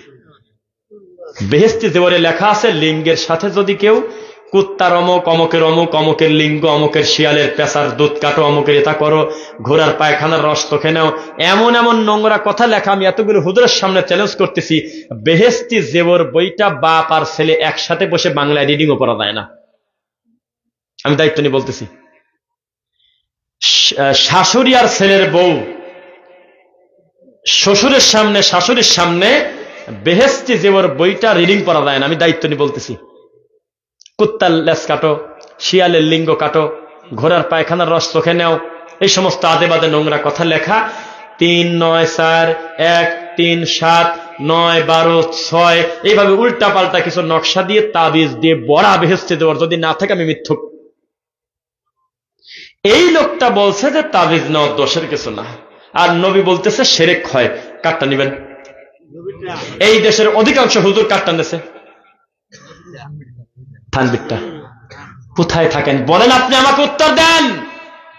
হুজুর এখানে লেখা আমার নবী রুকুতে যাওয়ার সময়, রুকু থেকে ওঠার সময় রফউল ইয়াদাইন মানে দোনো হাত উত্তোলন। রফউল ইয়াদাইন মানে কি? দোনো হাত উত্তোলন। হুজুর এই যে 50 জনের উপরে রাবি, 250 উপরে সহিহ হাদিস, এই রফউল ইয়াদাইন করার ব্যাপারে আপনাদের মত কি? তখন বলতো এই হাদিসটা তুমিই ভালো বুঝছাও না সবচেয়ে বড় ইমাম আবু হানিফা ভালো বুঝছে? তখন আমরা তো যেহেতু আমাদের বিবেকের দাঁত নাই, আমরা যেহেতু গৃহপালিত বলদ, আমরা তখন বলতাম যে ওস্তাদ জি ইমাম আবু হানিফাই তো ভালো বলছে, তো ইমাম আবু হানিফা যেহেতু বলেছে রফলে দাইন না করাটাই হলো উত্তম, তোমরাও রফলে দাইন করো না, ঠিক কিনা বলো? কয় হ। এই তো জীবন। হুজুর বাইনা কুল্লি আযানাইনি সালাহ, নবী বলেছেন প্রত্যেক দুই আযানের মাঝে নামাজ আছে। দুই আযান মানে কি আপনারা বলে দিলে তো হয়ে গেল সব। দেখি পিছন থেকে কেউ দুই একজন বলেন তো দুই আযান মানে কি? আযানও আযান, ইকামতও আযান। বাইনা কুল্লি আযানাইনি সালাহ, মাগরিবের আযান পড়ে গেছে, জোহরের আযান পড়ে গেছে, মাগরিবের আযান শেষ, তুমি আল্লাহর ঘরে আগে ঢুকে গেছো, মানুষজন ওযু করতেছে, অনেকেই ঢোকে নাই, হুজুর বসে আছে অকারণে, টাইম আছে 5 মিনিট 10 মিনিট, সুন্দর করে আল্লাহর ঘরে 2 রাকাত নামাজ পড়ে বসো। কেন? বাইনা কুল্লি আযানাইনি সালাহ, নবী বলেছেন প্রত্যেক দুই আযানের মাঝে নামাজ আছে, টাইম পেলে পড়ে নাও।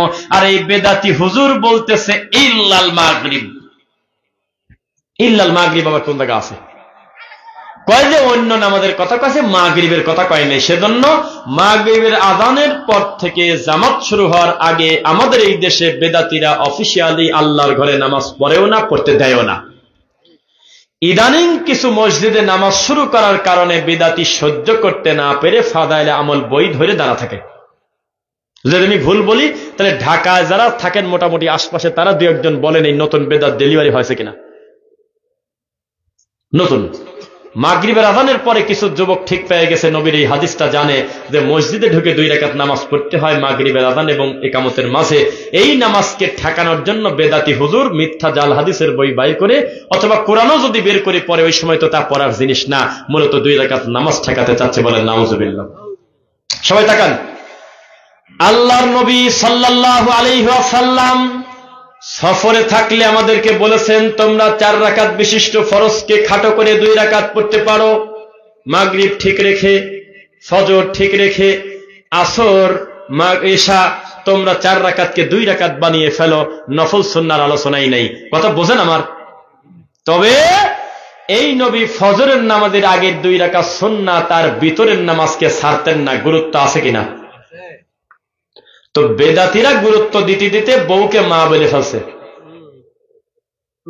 সুন্নাহর গুরুত্ব আছে, গুরুত্ব থাকা মানে কি ফরজ ভাই?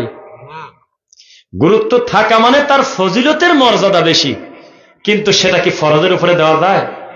আমাদের এই দেশে ভাই বলতে গেলে বলতেছি, ভিতরে আমার গায়ের লোম দাঁড়ায় যাচ্ছে। এরা অমানুষ, এদের কি হায়া লজ্জা নাই? আল্লাহর ঘরে ফজরের নামাজ হয়, ভিতরে রানিং ফরজ চলে, আর বারান্দায় সুন্নাত পড়ে। দেখছেন? আপনি এই গ্রামে না পেলে বিয়ে বাড়ি চলে যান, আত্মীয় বাড়িতে যায় দেখেন, প্রত্যেকটা মসজিদে বেদাতি হুজুর বলছে তুমি 1 রাকাত পাবে বা রুকু পাবে, এমন যদি আশঙ্কা করা যায় তুমি আগে সুন্নাত মারো।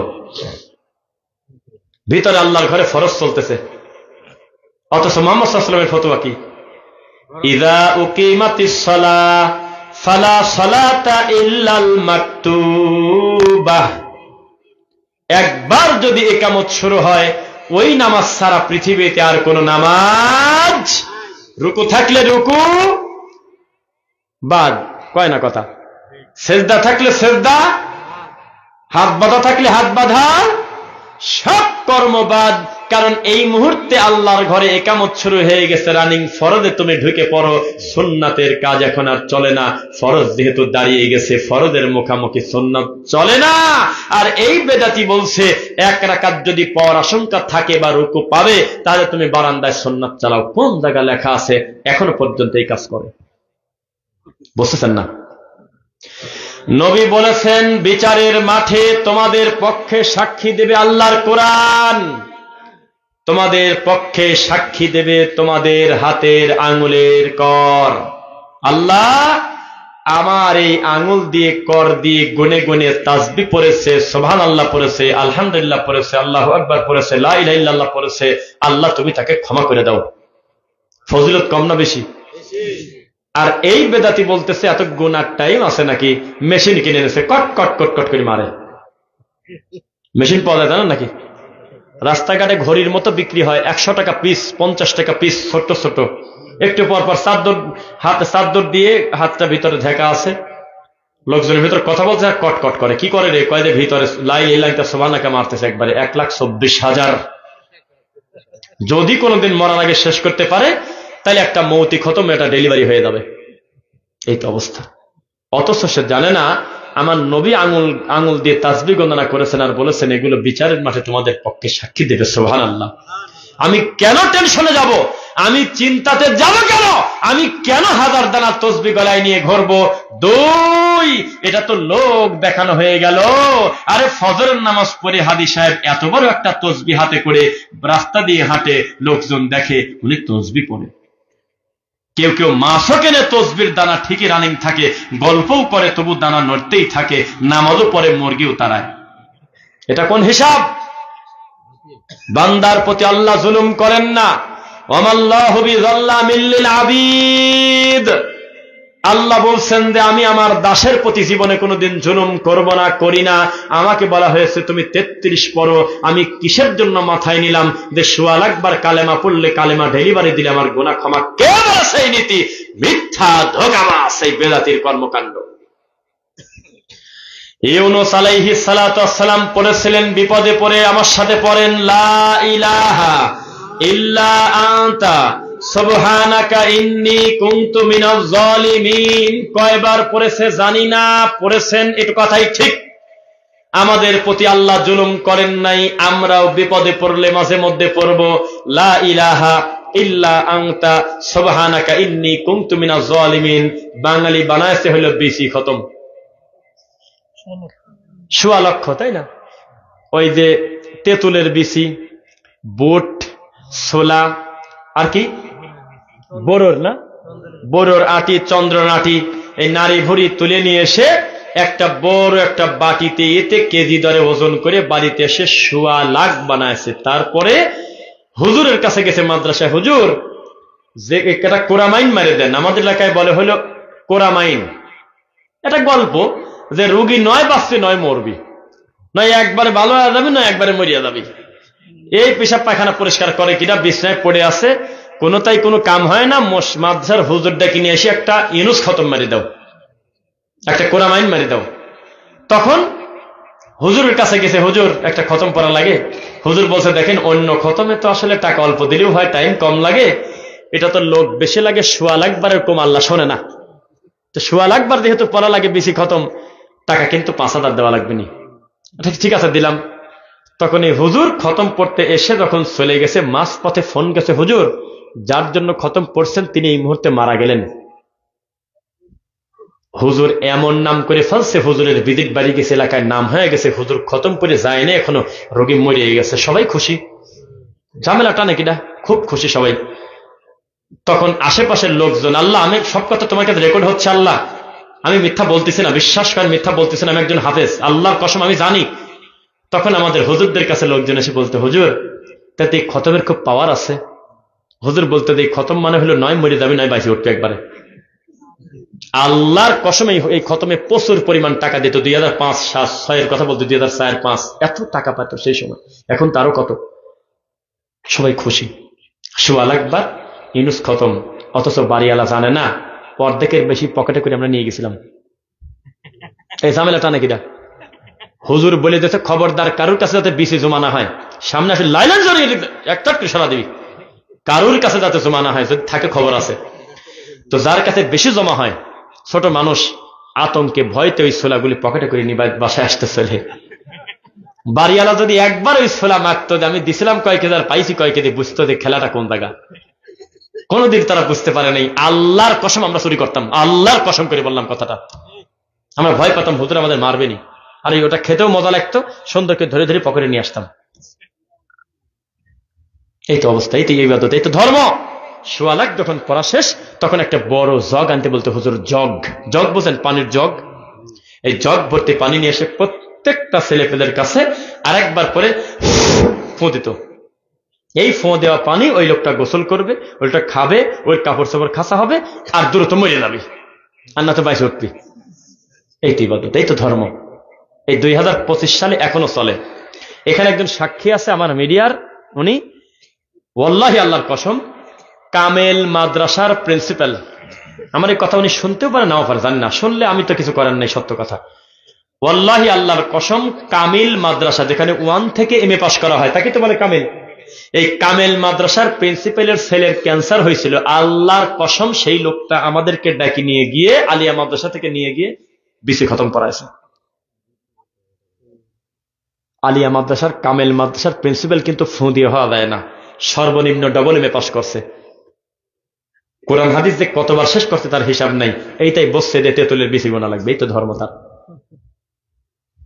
তাহলে আমাদের দেশের শিক্ষা ব্যবস্থাই হলো বিদআত কেন্দ্রিক, ধর্মকে বিকৃতিকারী। আর যাদের মাধ্যমে আল্লাহ তাওহীদের খেদমত নেয় তাদেরকে বলে তারা ইহুদির দালাল, ঠিক না বলেন? এরা কত বড় হিংস্র, কত বড় খারাপ। কারণ তাদের মিলাদের ব্যবসায় টান পড়ে গেছে, তাদের জিলাপির ব্যবসায় টান পড়ে গেছে, তাদের এই তাবিজের ব্যবসা এখন আর চলে না। সেজন্য তারা উগ্রবাদী হয়ে মসজিদ ভাঙো, মাদ্রাসা ভাঙো, তালা দিয়ে দিচ্ছে ঝুলায় ঝুলায়। প্রমাণ চান কত? মুসলমান, ইউরিদুন লিইউতফিউ নূরাল্লাহি বিআফওয়াহিহিম ওয়াল্লাহু মুতিম্মু নূরিহি ওয়ালাউ কারিহাল মুশরিকুন কাফিরুন ফাসিকুন জালিমুন। ইসলামের কি ব্যাপার, কথা বলো না, ওই রকম ছটা নাকি? গত পরশুদিন একটা ভিডিও দেখলাম, ভাইরাল হয়েছে। হুজুর বলতেছে যে আপনাদের ভিতরে কেউ কি নাই এই মাদ্রাসার জন্য 10,000 টাকা দেবেন, হাত তোলেন। বলেন না দ্বিতীয় বক্তা কালেকশনের সময় কাদাকাদি করে না, কেউ কি নাই রে ভাই 10,000 টাকা দেবে। পাশ থেকে একটা ছেলে বলতেছে আমি 1 কোটি দিলাম। কত দেখছেন? আপনি দেখছেন? দেখছেন তো? আল্লাহর কসম, প্রথমে যখন দেখছিলাম তখন মনে করতাম বাপরে বাপ, কলিজা, একটা টাকাওয়ালা লোক 1 কোটি টাকা ঘোষণা দিল আল্লাহর কোরআনের জন্য। এখন দিতে পাগল বুঝছেন? এই নারী ভুড়ি বসে আছে, হয়তো বাইরে গেলে বেশি জ্বালাবি, কাছে বসা রাখছে। 2 বার করে লাভ দুটি বলে আমি 1 কোটি দিলাম বলে একটা 5 টাকা প্রথমে আগে জমা দিল, কয়ে আগে কিছু দিলাম। তখন এই ভিডিও খুব ভাইরাল, এখনো চলতেছে। 1 কোটি টাকা। তো এইরকম যদি কোনো রোগী এখানে থাকেন, কথা বলবেন না, নীরব থাকবেন। একটু পর আমি চলে যাবো, আমি যাওয়ার পর যাতে মনে হয় যে লোকটা বিদআত সম্পর্কে আমাদের ফাঁকি দেয় নাই, কিছু জানতে দিয়েছে, এইটুকু আমি যাচ্ছি, আর কিছু চাই না। আল্লাহ তুমি সাক্ষী, আমার গ্রামের ফুরফুরার পীররা বলে, বেদাতি ভণ্ডরা বলে, ভারত থেকে এসেছি, ফুরফুরা থেকে এসেছি, বাপের বেটা। আল্লাহর ওলি যদি কোনো কবরের পাশ দিয়ে হেঁটে যায় 40 দিন সেই কবরে আযাব মাফ হয়। এই কথা শুনছেন এরাই কোনোদিন? আপনারা শুনছেন? কথা শুনছেন? মুরব্বী বাবা শুনছে, তাহলে কথা ঠিক। তখন যদি আমরা এই দিনের বুঝ থাকতো, হুজুরকে ধরে গাছের সাথে বাঁধে রাখতাম কবরস্থানের, যাতে ছুটতে না পারে। উনি যদি হাঁটি গেলে 40 দিন আযাব মাফ থাকে, এ মালকে একবার এখানে বাড়ি করে দেবো, এখানে বাচ্চা ডেলিভারি করে, এখানে বিয়ে শাদী দেবো, তোর এখান থেকে যাইতে দেবো না, খালি আমার কবরে যাতে এই ফেরেশতা ঢুকতে না পারে, শাস্তি ফেরেশতা। কেউ একটা লোক মুখ খোলে না, এই জন্যই তো ধর্মে কুত্তায় মুখ দেশে, জবাবদিহিতা নাই। একটা প্রাইমারি স্কুলের 4র্থ শ্রেণীর আয়া, এই আয়া যদি যিনি পানি আগায় দেবে, টিস্যু আগায় দেবে, বদনা আগায় দেবে, এই মগ আগায় দেবে, চা আগায় দেবে, তার জন্য লাগে সর্বনিম্ন 8 পাস বা SSC পাস। কিন্তু ওই চাকরিটা যাতে আমার হয় সেজন্য MA পাস পরে হলে প্রায় 1 লক্ষ বেকার। 1 লক্ষ MA পাস চেষ্টা করতেছে বাংলাদেশ থেকে, বেশি আমি কম বলছি, মন ভাঙবে তাদের, তাই চেষ্টা করতেছে যাতে আমার এই চাকরিটা হয়। কি চাকরি? টিস্যু আগায় দেব, তারপরে টয়লেটের টিস্যু, তারপরে পানি, তারপরে চা, এইগুলো আগায় দেব। তার জন্য দরকার 8 পাস। কিন্তু MA পাসের সার্টিফিকেট নিয়ে তারা দরখাস্ত করছে 4র্থ শ্রেণীর কর্মকর্তা। আমি কি মিথ্যা বলছি? আশ্চর্যজনক একটা পদ, তার নাম হলো মাহফিলের বক্তা, যেখানে কিছুই লাগে না, খালি ঠোঁটির জোর। কুত্তার গল্প, ব্যাঙের গল্প, হরিণের গল্প, সাপের গল্প, বান মাছের গল্প, গরুর দুধও ছাড়ে নাই, গরুর দুধ আছে না, বানও ছাড়ে নাই। চরমনার পীর জি 4 মাযহাব হক, 4 মাযহাব আহলে হাদিসরা মানে না। 4 মাযহাব যে ফরজ আমরা বুঝবো কিভাবে? কয় যে বান 4টা না 2টা? 4টা। দুধ কি এক জায়গা থেকে আসে না আলাদা আলাদা জায়গা থেকে আসে? একই জায়গা থেকে আসে। তাহলে বোঝা গেল 4 মাযহাব ফরজ। কি কয় কি বুঝছেন কিছু? এই তো ফতোয়া, গরুর বান ছাড়ে নেই। পীর সাহেব খাবলা ওয়াজ করতে গেছে এক জায়গা, এলাকায় আবার অন্য তরিকা থাকার কারণে চরমনার পীরের বাপকে ওয়াজ করতে দেয় নাই, ফেরত দেশে যাওয়ার সময় বলে আমার তো মন মানে না, আমার তো ওয়াজ করা উচিত, আমি কি করি, আমি কোন জায়গায় ওয়াজ করি। লাস্টে মুরিদকে বলল, পীর সাহেব বেগুন গাছে মাইক লাগা, আমি বেগুনকে ওয়াজ শোনাবো। এরপরে বেগুন গাছে ওয়াজ শোনালো, বেগুন গাছের সাথে মাইক বাইরে দিয়েছে। মাসির গলায় হলো কাশি, বেগুন গাছে মাইক লাগাতেছে। এই যে মাইক লাগায় দেওয়ার পর 3 ঘন্টা 2 ঘন্টা ওয়াজ করে বাড়িতে গেছে। পরের দিন ওই বেগুন যারা যারা খাইছে তাদের প্রত্যেকের জবানে জারি হয়ে গেছে লা ইলাহা ইল্লাল্লাহ। কই রাখবেন কষ্ট, কই কি করবেন কনে জ্বালা। আমি রফিক বিন সাইদ যদি ওই ওয়াজের সময় বাম পাশে থাকতাম, আল্লাহ তুমি সাক্ষী, আমি চেয়ার ধরে আস্তে করে উল্টে ফেলা দিতাম। একটা শ্রোতা কেন এটা বোঝে না, সভাপতি কেন বুঝলো না যে আল্লাহ আমার তো জবাবদিহি করতে হবে, এটা তো ধর্ম। আল্লাহ আমার চোখের সামনে রামায়ণের গল্প করে জানোয়ারকে পিটা মারিয়ে দে, কয় কিরে এ ধরে প্রশাসনের দ্বারা মেন্টালে দে, পাবনা গাড়ি ভাড়া দি, কয় কিরে। কেউ কিচ্ছু করে, সবাই বলতেছে আল্লাহু আকবার, সুবহানাল্লাহ। বাবা এই জন্যই তো এই নোংরা বক্তা এই দেশে এত বেশি হয়েছে। এই দেশের প্রধান বক্তার নাম ছিল একটা সময় তোফাজ্জল বৈরাগী, বদর রশিদ ল্যাংটা, দাঁতগুলো তরমুজের বেশি, সারাদিন জাল হাদিস বলে আর বউ ছেলে পেলের গল্প বলে, নোংরা কথা বলে আর বলে ও হোসেন তুমি বড় না আমি বড়, আর উমার রাদিয়াল্লাহু আনহু নাকি হোসাইনের থাপ্পড় দি বলে দাঁতের মারি ভেঙে দিয়েছে। কই আছে সব কথা? এই সব নোংরা মিথ্যা গল্প দিয়ে ওয়াজ করছিল। তারা ছিল একটা সময় বড় বক্তা। হাবিবুর রহমান যুক্তিবাদী ছিল, এই জাতির সবচেয়ে বড় মাওলানা, যাকে আনতে সেই সময়ে টাকা গুনতে হতো প্রায় 50,000। যখন আমাদের ডেলিভারিও হয় নাই, তিনি মিরাজের ওয়াজের তখন কানে হাত দিয়ে টান দিত, হাউমাউ করে গলা কাটা মুরগির মতো মানুষ কান্না করছে আর বলছে ভিতরটা ভরে গেছে। অথচ পরবর্তীতে দেখলাম এর নাম হলো গাভীর সোনা দিয়ে সিরিভিদি খাওয়া। কিসের সোনা? একটা কথা বলি, আমি তখন চাকরি করি পাবনা আটঘরিয়া। কি বলছি বলেন? পাবনা আটঘরিয়া একটা মসজিদ ইমামতি করি। আমি খুব বেশি দিন করি নাই, মানে টেকে নাই চাকরি আর কি। সেখানে ইমামতি করতে গিয়ে আমি একটা লোককে বললাম যে আপনি যে চরমনায় যান, তোরা জিকিরের সময় যে লাভ দেয় বাসে ওঠে, আপনার খারাপ লাগে না? আল্লাহর কসম বলছিলাম, যারা বাসে ওঠে লাভ দেয়, গলা ধরে উল্টে পড়ে দেয়, চমি খায়, কানে কামড় দেয়, টুফিনে দৌড় দেয়, আছে না? তো এই কামগুলি যে করে, এটা কেন করে? বিশ্বাস করেন তখন উনি আমাকে জবাব দিচ্ছে কি জানেন? এটা সব টাইমে করে না। যখন আল্লাহর ইশক ঢুকে পড়ে, যখন ভিতরে প্রেম ডুবে যায়, তখন কোনটা মাইক কোনটা লাইট কিছুই বোঝে না, উল্টে উল্টে পড়ে। এটা হলো সবাই না, এটা যারা একটা বড় পর্যায়ে যায় তারা। তখন আমি বললাম যে একটা কথা বলি, এই যে তারা লাভ দেয়, বাসে ওঠে, মাইক নিয়ে দৌড় দিচ্ছে, কামড় দিচ্ছে, টুপি নিয়ে দেয়, ঘাড়ে উঠে দেখছি এক মাল আমার ডিগবাজি দিচ্ছে, জায়েদ খান ফেল, ও ঘাড়ের পর পাও দিয়ে বাঁশ ধরে এইভাবে উল্টা মারতেছে। তো পরে আমি বললাম যে মাইকালা তো বাম পাশে থাকে, এখানে মাল্টিপ্লাক থাকে, কোনোদিন দেখলাম না যে উল্টে পাল্টা করতে করতে মাল্টিপ্লাকের মধ্যে হাত ভরে দিয়েছে। কোনোদিন দেখছেন? এই যে বাসে উঠতেছে, বাসে, এই বাসের সাথেই কিন্তু এই রড লাইটটা আছে। একটা দিন দেখলাম না যে রড লাইটটা কামড় দিয়েছে। কোনোদিনও দেখলাম না যে পুরা ল্যাংটা কাপড়ের অংশটা ঠিক রাখার পরে লাভ দেয়। ল্যাংটা ডাইরেক্ট হয় না, কোন সময় কারেন্টের তার লাল আর কালো তার একখানে করে কামড় দেয় না, দেশে যে মাল্টিপ্লাকের মধ্যে হাত ভরে দিয়েছে। দেখছেন? খালি বাসে, খালি এই কাপড় এইটা নিয়ে টান দেয়, মাইক খুলিলে দৌড় দেয়। দেখছেন? তখন বললাম যে আচ্ছা, দুনিয়ার সবচেয়ে দামি মানুষ হলেন মুহাম্মদ সাল্লাল্লাহু আলাইহি ওয়াসাল্লাম, তিনি আল্লাহকে জিকির করেন নাই? কয় করছে। কারণ আমার নবী জিকির করতে করতে একটা পর্দায় 1 ইঞ্চি নড়াচড়া করে ফেলছে, যদি কেউ প্রমাণ দিতে পারে তাহলে আমরা চরমনায় চলে যাব। কয় না, তা পাওয়া যায় না। আবু বকর সিদ্দিক আল্লাহর নামে জিকির করতে করতে তার হালটা এমন হয়েছে, ইশক ঢুকে গেছে ভিতরে, তখন তিনি 1-2 হাত একটু নড়াচড়া করে ফেলছে, এরকম পাওয়া যায়? কয় না। তাহলে এত ইশক আসে কোন জায়গা থেকে? ভণ্ডামি। কি? আরে ভাই, ভণ্ডামি বলে উড়াই দিচ্ছেন কেন? তার ডানে বামে হাজার হাজার মুফতি বসে আছে, তারা 30 বছর কোরআন পড়ছে, হাদিস পড়ছে। এই লজ্জা কোথায় রাখবেন বলেন? নিজেদেরকে হুজুর বলে, নিজেদেরকে মাওলানা বলে, নামের আগে শাইখুল হাদিস, আল্লামা।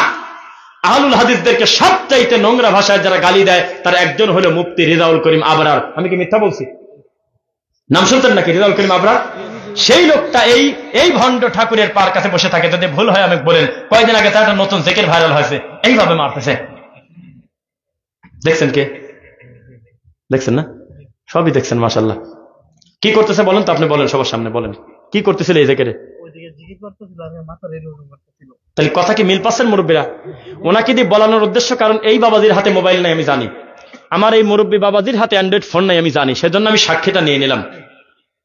যেই লোকটা আহলুল হাদিসদেরকে গালিগালাজ করে, যেই লোকটা নাসিরউদ্দিন আলবানী রাহিমাহুল্লাহকে অপছন্দ করে, নোংরা ভাষায় গালি দেয়, যেই লোকটা আমাদেরকে বিভিন্ন ভাষায় গালিগালাজ করে, ইহুদির খ্রিস্টানের দালাল পর্যন্ত বলে, এক হাতে মুসাফা করলে বলে ইহুদি খ্রিস্টান দালাল হয়, আমরা লাল ঘুমটা নাই আমাদের আলেম, সেজন্য নোংরা ভাষায় গালি দেয়, সেই মানুষটা জিকির করতেছে এরকম করে, এরকম মারতেছে, ও মনে করছে মনে হয় ক্যামেরায় উঠবে না, মুরিদদের থেকে মাথা কমই নাড়াচ্ছিল, কিন্তু এটা ভিডিওতে উঠে গেছে, হাজার হাজার মানুষ ট্যাগ করতেছে, ও আবরার হুজুর এই জিকিরের দলিল আছে কোন জায়গা? এখন পর্যন্ত একটা ভিডিও দিয়ে বলল না যে এই জিকিরের দলিল পাইছি, পুরাটাই ভণ্ডামি। বিশ্বাস রাখেন আপনারা, এই ধানীখোলার মানুষ যদিও জানে, তবুও বলি, আল্লাহর এই পৃথিবীতে ইসলামের মেইন পাহারাদার হলেন আহলুল হাদিসরা, আহলুস সুন্নাহ ওয়াল জামাতের লোক ইনশাআল্লাহ। তারা কোনো বেদাতকে প্রশ্রয় দেয় না, কোনো শিরিককে প্রশ্রয় দেয় না, দিতে পারে না। ইনশাআল্লাহ আগামীর দিন হবে কোরআন সুন্নাহ দিন ইনশাআল্লাহ। আমরা ধর্মের নামে মানুষকে মিথ্যা কথা বলে ফাঁকি দিয়ে পরকাল হারাবো না, মানুষকে হারাতে দেব না, বলেন ইনশাআল্লাহ। রাসূল সাল্লাল্লাহু আলাইহি ওয়াসাল্লাম বলেছেন, মান আমিলা আমালান লাইসা আলাইহি আমরুনা ফাহুয়া রাদ।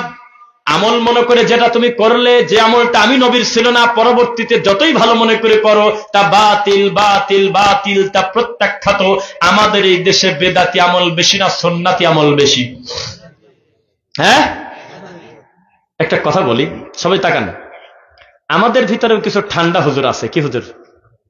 বেশি পণ্ডিত বোঝেন নাকি? অতি পণ্ডিত আমাদেরকেও মাঝে মধ্যে বলে আমাদের হুজুরদের একটু আস্তে বলতে হয়, বেদাত শিরিকের ব্যাপারে এত কড়া কথা বলা লাগে না, আস্তে আস্তে ঠিক হবে। তো এরকম একটা পণ্ডিতকে ধরে বললাম যে আহলে হাদিস কয়, জি আহলে হাদিস আমি বললাম যে বেশি পণ্ডিত হয়ে গেল না? আল্লাহ নবীর এক সাহাবী আর এক সাহাবীর পাঞ্জাবি টান দিয়ে ধরি বলতেছে বসেন। বলো তো কি কারণে বলছিল এটা? মনে নেই না? মনে না থাকে অন্যায় না, মানে মনে করে দেবো, যাক্কির ফাইন্না যিকরা তানফাউল মুমিনিন, মুমিনের সবকিছু মনে থাকবে সেটা জরুরি না, তবে আমরা স্মরণ করায় দেব। এক সাহাবী আর এক সাহাবীর পাঞ্জাবির টাইনি নামাজছে ঈদের মাঠে। কেন? কারণ জুমার নামাজের খুতবা আগে নামাজ পড়ে, ঈদের নামাজের খুতবা পরে নামাজ আগে। আপনি আগে খুতবা দিতে উঠলেন কি কারণে? এত পণ্ডিত আপনি হইছেন। আমরা কড়া কথা বলি বেদাতির বিরুদ্ধে, জন্য আমাদের আহলে হাদিসেরই কিছু লোক অতি পণ্ডিত কয় যে বেদাতির ব্যাপারে অত কড়া কথা বলা লাগে না, আস্তে আস্তে ঠিক হবে, তুমি তো ঠান্ডা হুজুর, তোমার কারণেই তো এই বেদাতি সাহস পায়। অথচ সাহাবীরা বেদাতির ব্যাপারে এত কঠোর ছিলেন, একজন আরেকজনের পাঞ্জাবির টাইনি বসা দেয়, কয় খুতবা দিতে দেব না। কে কয় যে আমার নবী আমার জীবদ্দশা আমি দেখছি দুই চোখ দিয়ে, কোনোদিনও ঈদের নামাজের আগে খুতবা দেয় নাই, আপনি আগে নামাজ পড়বেন তারপর খুতবা। কয় যে লোকজন উঠে চলে যায়, সেজন্য দুইটা কথা বলতেছি, শুনবো না, আগে বসেন। পাঞ্জাবি দুই টান মারছে। সাহাবীরা চলে গেছে আল্লাহর ঘর মসজিদে, যায় দেখে জিকির করতেছে জোরে জোরে। সঙ্গে সঙ্গে অস্বাভাবিক হয়ে বলল, কে রে? হ্যাঁ কে? আমার নবীর গায়ের পোশাক এখনো পুরাতন হইল না, তার পরিহিত পোশাক এখনো পর্যন্ত এরকমই আছে, আর তোমরা এখনই নতুন বেদাত শুরু করলে? ওয়াল্লাহি আল্লাহর কসম, এর উপরে যদি তোমরা টিকে থাকো, লা আফলাহা ইয়াউমাল কিয়ামা, বিচারের মাঠে তোমরা পরিত্রাণ পাবে না। আমার নবী এইভাবে কোনোদিন মসজিদে জিকির আজগার করে নাই গোল হয়ে। থামো। আর আমাদের দেশের হুজুররা কি বলে? কয় যে একাই ঠিক হবে একদিন। কি কয় পাগল? একাই ঠিক হবে? এই 2025 সালে এখনো পর্যন্ত ব্যাঙের গল্প বলে, কুত্তার গল্প বলে, পীরের বাঘের গল্প বলে, বদনাদি বাঘ মারার গল্প বলে, জায়নামাজের উপর দিয়ে উড়ে যাওয়ার গল্প বলে, এখনো হরিণের গল্প বলে, এখনো বাপদাদার কিচ্ছা দিয়ে ওয়াজ করে। এ জাতি একা একা কবে ঠিক হবে? আমার কাজ বলেই যাবো বেদাতির পরিণতি ইনশাআল্লাহ ইনশাআল্লাহ ইনশাআল্লাহ। ও কবে ভালো হবে তা আমি জানি নাকি? আমাদের দাওয়াতি কাজ কখনো বন্ধ হবে না, বলেন ইনশাআল্লাহ। নাকি নরম হওয়া যাবে? ও মুসলিম, ও ভাই, সবাই যদি ঠান্ডা হুজুর হতো আমাদের আহলে হাদিসদের ভিতরে, এই বেদাতি ইউনিয়ন পরিষদ বেশি খাইত। ইউনিয়ন পরিষদ বেশি খাওয়া মানে একটু অন্য দিক খোঁচা মারছে, এটি বুঝে নিয়েন। কোনো কিছু খাওয়া যখন পারবে না, পরিষদে বেশি খাচ্ছে যা। তো এই বেদাতি এমনি তাবিজের ভিতরে কোরআন ভরি টাকা খায়। কি এই বেদাতি এমনি মিলাদকে দরুদকে দাফন করে দিয়েছে মিলাদ দিয়ে। এই বেদাতি এমনি আল্লাহর নবীকে মিশে ফেলছে। এই বেদাতি এমনি আল্লাহর থেকে বড় মান দেয় পীর ফকিরকে। এই বেদাতিকে যদি আমরা সব হুজুররা নরম হয়ে বলতাম, ও বাবারা সোনারা বেদাত করলে কিন্তু পাপ হয়, ওরা কথা তো আমার কি। যখন আমি কড়া কথা বলবো বেদাতি, বেদাত করলে ইবাদত কবুল হবে না, যত ভালো মনে করো করো, কাজ হবে না, বিচারের মাঠে আল্লাহর রাসূলের কাছে হাউজে কাউসারের পানি নসিব হবে না, তোমাদের পরিণতি হলো জাহান্নাম। তখন বুঝবে বাপরে বাপ বেদাত এত খারাপ। আর যদি কানে হাত দি বলি বেদাত করলে কিন্তু পাপ হবে, কয়টা আমার কি তাই? এ কথার কোনো ফিলিংস আছে? এই যে বক্তারা কানে হাত দিয়ে হু হু করে কাঁদে 2টা ঘন্টা, এই কথার কোনো প্রভাব পড়ে মানুষের ভিতরে? কিছুই না, বাদাম খাচ্ছে, চা খাচ্ছে। এর আগে একটা বক্তব্য দেখলাম, শেখ আমানুল্লাহ বিন ইসমাইল মাদানী বক্তব্য দিচ্ছে, কিরাদিন পাশে বিড়ি খাচ্ছে, জাস্ট মন মতো ঝাড়েছে, হায় রে কপাল, জালসায় বসে বিড়ি খাস। সত্যি আমাদের এইরকম, এক বৈঠকে জালসায় হাফ কেজি বাদাম খাইছে 10 জন মিলি, ঠিকই পায় না এই বক্তা। তাহলে ওর ধ্যানটা ছিল কোন দিক? জিলাপি খাচ্ছে জালসায় বসে, এই তো শ্রোতা। এই জন্য এমন ভাবে কথা বলতে হবে, মাইকের আওয়াজ যত দূর যায় তারা যাতে বুঝতে পারে যে কিছু একটা বলে গেছে। 40তম তাফসীরুল কোরআন মাহফিল, 50তম তাফসীরুল কোরআন মাহফিল, 50 জন মানুষ আল্লাহর দিন বোঝে না, তাফসীর করে যাচ্ছে। তাফসীর কাকে বলে শুনবেন? তাকান আমার দিকে। কুল হুয়াল্লাহু আহাদ, হে নবী আপনি বলেন আল্লাহ এক। কে বলেছেন বলেন? মুহাম্মদ সাল্লাল্লাহু আলাইহি ওয়াসাল্লামকে আল্লাহ বলতে বলেছেন কুল হুয়াল্লাহু আহাদ, হে নবী আপনি বলে দেন আল্লাহ এক। কোন নবী? যিনি হলো ফাতেমার আব্বা। কে ফাতেমা? যিনি হলো হাসান হোসাইনের মা। হাসান হোসাইনকে, যাকে একজনকে বিষ খাওয়ায় মারছে, আরেকজনকে কারবালায় শহীদ করা হয়েছে। কারবালা কি এ কথা বলে টান ধরছে, 2 ঘন্টা ধরে কারবালা তেনা বাড়ায় না, এর নাম তাফসীর। তো সভাপতি একটু পরে শিখায়, হুজুর আপনাকে আমি কেবল রাখি গেলাম সূরা ইখলাস, আপনি কারবালায় ঢুকলেন কোন সময়? এর নাম হলো তাফসীর। একটা আয়াত পড়বে আর 90 ঘন্টা লাকার দাদা শাকার দাদা খেতা বালিশ টানি বেড়াবে খালি, আর কিচ্ছু কাজ নাই, এর নাম তাফসীর। আরে বাবা, জাতির ডাইরেক্ট জিনিস বলো, সামাজিক জাহিলিয়াত বলো, সুদ বলো, ঘুষ বলো, ধর্মীয় জাহিলিয়াত কাকে বলে, বেদাত কাকে বলে, শিরিক কাকে বলে, তাওহীদ কাকে বলে, আকীদা কাকে বলে, মানহাজ কাকে বলে, দিন কাকে বলে, কিচ্ছু বলতে কিছু বোঝে না। কয় যে তাফসীরুল কোরআন, তাফসীরুল কোরআন আবার কাকে বলে? রাগ করতেছেন মনে হয়। আস্তে করে কই, মাইকে উঠে যাবে নি? আগামীকালকে আমার ওয়াজ আছে এক জায়গা, এখান থেকে প্রায় 300-350 কিলো হবে। সেই জায়গা আমার পরে একটা বক্তা আছে, বহু কষ্ট করে কিছু, এটা শুনলে আবার মাহফিল বন্ধই করে দেখে না, যাই হোক লাইভের মাঝে শুনবে না। তো ওরা বহু কষ্ট করে অনেকদিন 4টা বছর চেষ্টা করে আমাকে নাম দিচ্ছে যে যেভাবে হোক আপনাকে 2টা কথা শোনার লাগবে। কমিটিকে বলছে টাকা পয়সা আপনাদের দিতে হবে না, আমরা বেয়ার করবো, আপনারা আপনাদের বক্তা নেন, আমরা আমাদের বক্তা এনে আমরা 1 ঘন্টা ওয়াজ শোনাবো আপনাদের। একবারে ডাইরেক্ট সরাসরি পীর ফকিরের এলাকা। তো বলছে প্রোটেকশন আছে, অসুবিধা নেই, আপনি এসে প্রাণ খুলে কথা বলবেন। তো জালসার পোস্টার যখন পাঠাইছে, দেখি কি আমার উপরে, মানে আমার পরে যিনি আলোচনা করবেন প্রধান বক্তা, তার নাম বললে আপনার হাসবেন না, তার একটা বক্তা আছে, কালকে পোস্ট দেবো ফেসবুক, এখন না, সেই বক্তার নাম আছে। তা আমি নামটা লিখে ইউটিউবে সার্চ দিলাম, দেবো না যে দেখি বক্তাকে। এখন দেখি কি ওই মালের বিরুদ্ধে আমি 2022-23 সালে মন মতো ঝাড়িছি। কি ও কি কয় জানেন? ভুলেও 3টি কাজ করবেন না, ভুলেও 2 জায়গায় হাত দিবেন না, লুঙ্গি পরে 1 জায়গায় হাত দিবেন না, রান্নাঘরে ভুলেও 4টি কাজ করবেন না, বাথরুমে ঢুকে 3টি কাজ করবেন না, এরকম আছে না? এই টিকটকে এই জোকারেক নেছে প্রধান বক্তা। কালকে আল্লাহ বলা আগেই বলে ফেললাম, ওরা রাগ করবে হয়তো বা। তা আমি আবার আজকে ফোন দিয়ে বললাম ওই প্রবাসী ভাইকে, ভাই এ কার আনতেছেন আপনার আমার পরে? কাজের সমস্যা কি? আপনি ওই ব্যাপারেই বলবেন, আরো ভালো হইলো। আপনি আপনার কাম করবেন, আপনি চলে যাওয়ার পর ওই জাতি যাতে বোঝে যে ওই সামনে একটা টিকটক জোকার বসা, আপনি ওই তাই বলবেন। ওরা দেশে দেশে, আমরা জানি নাকি, ইউটিউব থেকে শুনে দিয়ে দেশে। আল্লাহুস সামাদ করেন, আল্লাহুস সামাদ, আল্লাহ আপনি অমুখ আপেক্ষে আল্লাহ। এরকম একটা জোকার আছে। কালকে সকালে ফেসবুকে পোস্টার দেব, ইউটিউবে লিখে দেখবেন আমার কথার সাথে মেলে কিনা। বলেও 3টি কাজ করবেন না, তো মহিলারা মনে করে যে রান্নাঘরে ঢুকে 3টি কাজ করবেন না, তাহলে কি? তখন এই দেখা যায় কিসের সাথে কি পেশায় বলতে থাকে। 5 মিনিট একটা ভিডিও দিয়েছে, এই 5 মিনিটের ভিডিওর কারণে টাকা ইনকাম করে টিকটক বক্তা। এই মালিক নিয়ে গেছে ধরে, আমার পর ওয়াজ করবে। দেখা যাক কালকে মাঠে কি হয় ইনশাল্লাহ। যে কথা বলতেছিলাম, 50 বছর তাফসীরুল কোরআন মাহফিল হচ্ছে, একটা মহিলা প্যান্ডেল থেকে কোনো মা বোনের বলার ক্ষমতা নাই 49তম মাহফিল শোনার পরে আমি একটা জিনিস শিখে বাড়িতে গেলাম, কিছুই জানে না। আর আমরা কোথাও বক্তব্য দিয়ে বাড়িতে চলে গেলে 5 দিন চায়ের দোকানে মোড়ে মোড়ে আলোচনা হয় বেদাতি এলাকাতেও, যে বক্তা একটা আসছিল কিছু একটা বলে গেছে রে, কিছু বলে গেছে রে, ওয়াজের নাম। এই বেদাতি কবে সংশোধন হবে? আল্লাহর হকে সবচেয়ে দামি ইবাদতের নাম কি বলেন? সালাত। এই সালাত পর্যন্ত তারা ছাড় দেয় নাই। এই 2025 সালে এসে রুকু ঠিক করে নাই, সিজদাও ঠিক করে নাই, তাসবিহ তাহলিল বোঝে না, তাশাহুদের বৈঠক বোঝে না, ওঠা বোঝে না, দাঁড়ানো বোঝে না, বেদাত বোঝে না, কিচ্ছু বলতে কিচ্ছু বোঝে না। এই বেদাতি একা একা কবে সংশোধন হবে? আমরা ধরে নিয়েছি আল্লাহ হেদায়েতের চাবিকাঠি তোমার হাতে, আমাদের কাজ হলো দাওয়াত দাওয়াত দাওয়াত দিতে দিতে মরে যাব, তবুও ক্ষান্ত হব না। দিন যত সামনে যাবে ইনশাআল্লাহ আমাদের বক্তব্যের গতি কমবে না, ইনশাআল্লাহ বক্তব্যের ধার শুধু বাড়তে থাকবে ইনশাআল্লাহ। লিল্লাহি তাকবীর, ইনশাআল্লাহ।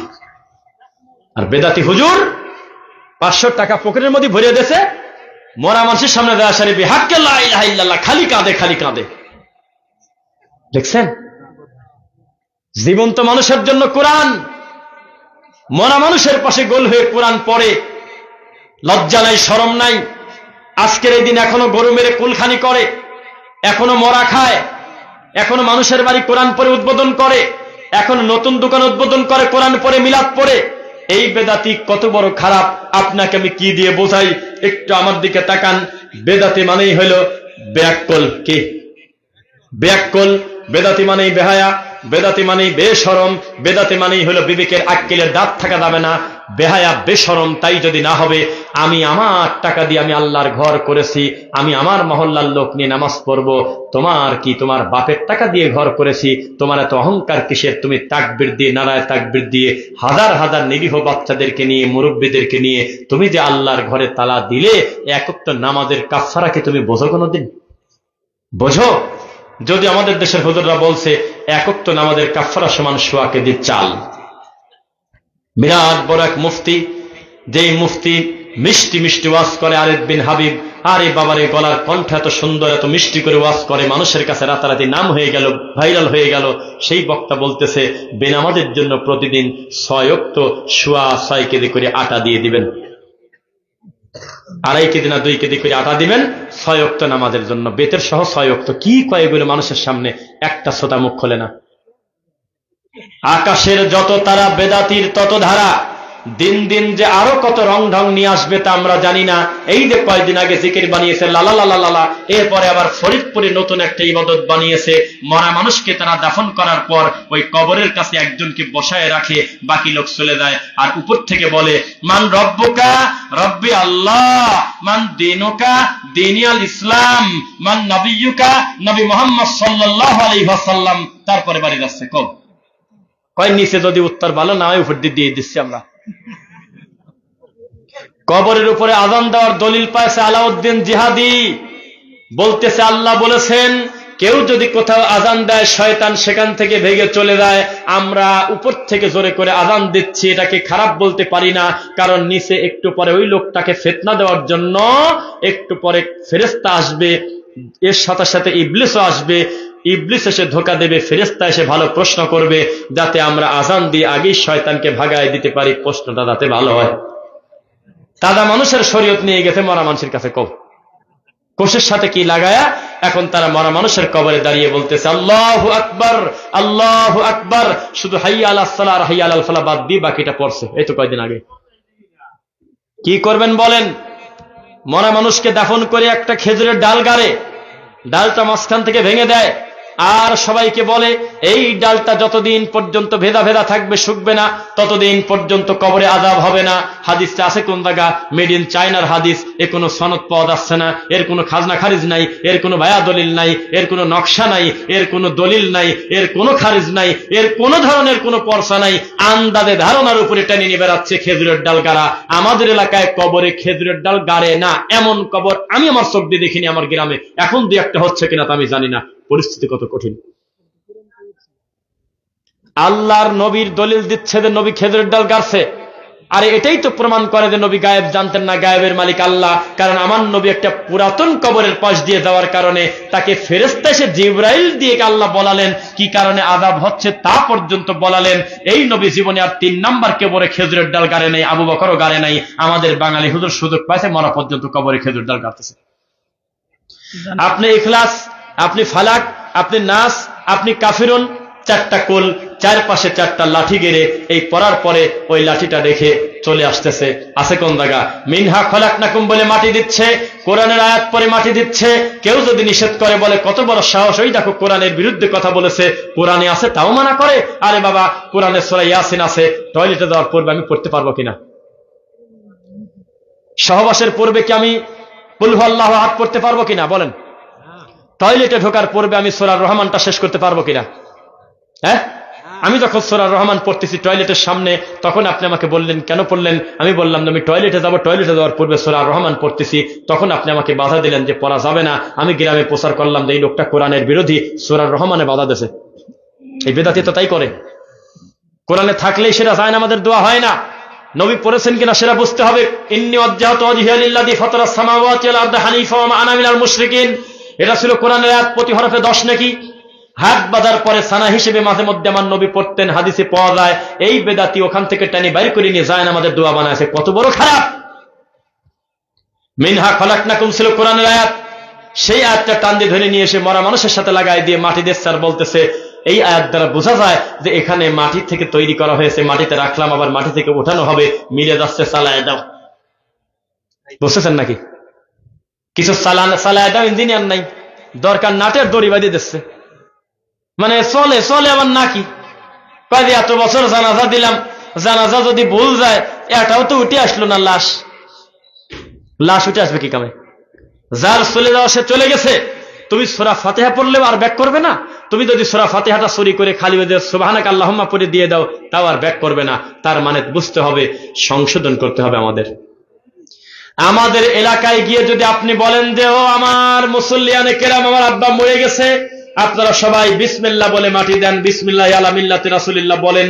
এই কথা বলার পরে যদি মায়ের না খান, আমাকে বলেন পরিস্থিতি কত কঠিন করে ফেলবে তারা। সাবধান, এই জাতি বোঝে না কোরআন কি হাদিস কি, দিনের পর দিন, মাসের পর মাস এইভাবেই চলছে বেদাতের মহড়া। আল্লাহ তুমি হেদায়েত দাও, আল্লাহুম্মা আমিন। আমি আর মোটেও কথা বলবো না, আমার বর্ডার লাইন চলে এসেছে। এতদিন পর্যন্ত যত বক্তব্য করেছি, আপাতত শেষের দিকে দেখবেন সব 1 ঘন্টা 2 মিনিট, 1 ঘন্টা 3 মিনিট, 1 ঘন্টা 6 মিনিট, 58 মিনিট, এইরকম দীর্ঘ সময় বক্তব্য দিয়ে মাঠ নষ্ট করি না। তবে আমি শুকরিয়া আদায় করি, এই ধানি খোলার মাটিতে একটা শ্রোতা আমি ওঠার পরে আলহামদুলিল্লাহ তারা হট্টগোল করে নাই, তারা উঠে যায় নাই। শুকরিয়া, আলহামদুলিল্লাহ। আপনাদের একাগ্রতার কোনো ত্রুটি ছিল না। এই বাগানটা, এই তাওহীদের বাগানটা যারা সাজিয়েছেন, আল্লাহ তুমি তাদের কবুল করো আল্লাহ। আফজল ভাই আমাকে খাবার সময় বলছে কয়েকবার যে আমাদের মনে বড় আশা, এই ফুরকানিয়া, নুরানি এগুলো নাম বাদ দিয়ে আল্লাহর পূর্ণাঙ্গ কোরআনের একটা প্রতিষ্ঠান আমরা এখানে পরিবেশ করে দিয়ে যাব। আমাদের জন্য দোয়া করবেন। আমরা আশা করি যে ইনশাআল্লাহ কিছু কাজ হবে, আল্লাহুম্মা আমিন। আমার আফজল ভাইয়ের পক্ষ থেকে মহিলাদের ব্যাপারে আমরা কিছু বেদাতের কথা বলি, 2-1টা বলি, তারা যেহেতু শুনবে একটু দ্রুত খেয়াল করবেন আমাদের দিকে। আমাদের মা বোনদেরকে বেদাতি হুজুর বলে দিয়েছে তোমার নামাজ আর আমাদের নামাজ আলাদা। কই পাইছে সব কথা আমরা জানি না। পুরুষ আর মহিলার নামাজ 2 রকম না আমাদের দেশে, অথচ রুকু এক, সেজদা এক, হাত বাঁধা এক, সব এক। শুধুমাত্র ইমামতিতে ভিন্ন আছে আর ভুল গেলে ভিন্ন আছে। ইমামতিতে ভিন্ন কাতার হবে না, আর ভুল গেলে আমরা বলবো সুবহানাল্লাহ, তারা হলে হাতে হাতে তালি মারবে, শেষ। আর কোনো আদায়গত পার্থক্য নাই। এই বেদাতি হুজুর 26টা পার্থক্য করছে। মারে এত কথা বলবো না, তবে তোমার রুকুটা নবীর তরিকায় সাজাও। তুমি যে সেজদা দিচ্ছ, হাতটা একেবারে মিশাই দিচ্ছ, করা যাবে না। তুমি হাতটা উঁচু রাখো। তুমি যে রুকুতে গেলে নামমাত্র কোন রকম মাথাটাই করে টান মারলে আর বললে মহিলাদের এরকম করতে হয় না, কোনো হাদিসে লেখা নেই। তাকান, খেয়াল করেন আমার দিকে। মহিলাদেরকে বলছি সল্লু কামা রাআইতুমুনি উসাল্লি। আমার নবী বলেছেন ওইভাবে সালাত পড়ো যেভাবে আমি নবীকে পড়তে দেখো। তিনি বলে নাই যে মহিলারা আয়েশার মতো পড়ো আর পুরুষরা আমার মতো পড়ো, বলছে কোনোদিন? এরপরে একের পর এক বলতে থাকে, খেয়াল করবেন। নতুন রুটি বানায় আমাদের মা বোনরা প্রথমটা খাতো না, চালে রেখে দিত আগে হিন্দুদের মতো, এখন সেটা অনেকটা উঠে গেছে। তারপরে বাচ্চাদের কপালে টিপ দিয়ে দেয়, এই মহিলাকে এই কাম করে। কাজল দেয় না, নজর লাগবে, সিসি নাউজুবিল্লাহ বলেন না একটা লোক। এগুলো থেকে বেঁচে থাকেন। ছোট বাচ্চার গলায় তাবিজ দেয় না, কেউ কেউ সোতা দেয়, কয়েক গলাটা খালি খালি লাগে, একটু সোতা দিয়ে দিচ্ছে, কি কয় এসব? কিসের সুতা? কিচ্ছু লাগবে না। কেউ কেউ মাদার সুতা দেয়, মাদার সুতা কিসের? কিচ্ছু লাগবে না। আল্লাহর বান্দা এমনি সুন্দর আছে, বাচ্চাকে কোনো কিছু দিবেন না, টিপ দিবেন না, কাজল দিবেন না, কালি দিবেন না, বালা দিবেন না। কেউ কেউ সৌন্দর্যের জন্য ধান তাবিজ দেয়। হ্যাঁ মুরব্বী ঠিক পাইছেন না? ধান তাবিজ মানে ভিতরে কিছু না, এমনি রূপার একটা ধানের মতো বানায় দেয়, এমনি খুশি হয়ে কয় তাবিজ না, এটা রূপার ধানের তাবিজ। দেওয়া যাবে না, বেঁচে থাকবেন। মা বোনদের বলছি, পরিবারটা সুন্দর করেন, স্বামীর অকৃতজ্ঞ হবেন না, বউ শাশুড়ির যুদ্ধ কমিয়ে ফেলেন। আমি যদি আজকে বিষয় থাকতো আদর্শ পরিবার গঠনে ইসলাম, আপনি হজম করতে পারতেন না। কি পরিমাণ নোংরামি আমাদের এই দেশে পরিবারে হচ্ছে। পুরুষ মানুষটা গাধার মতো পরিশ্রম করতেছে, 14 ঘন্টা পর যখন বাসায় ঢোকে, মার সাথে আগে দেখা হলে মনে হয় যে বউকে দা জবাই করবো, আর বোর সাথে যদি আগে দেখা হয় মনে হয় যে মাকে কি করি তার হিসাবই নাই। এইরকম টেনশন দিয়ে, মানসিক যন্ত্রণা দিয়ে সন্তানদেরকে আর স্বামীদেরকে ধ্বংস করে দিচ্ছে আমাদের মা বোনরা। সাবধান, এই কাজ করবেন না। সারাদিন মাথার কাম পায়ে ফেলে কষ্ট করে, দুনিয়ার ঝাড়ি শুনে বসে, রাত দিন রাস্তাঘাটে ধুলা বালি এই জ্যাম, কত কষ্ট করে দিন শেষে বাসায় আসে, প্রথম শব্দ থাকবে আসসালামু আলাইকুম, আপনি এসেছেন?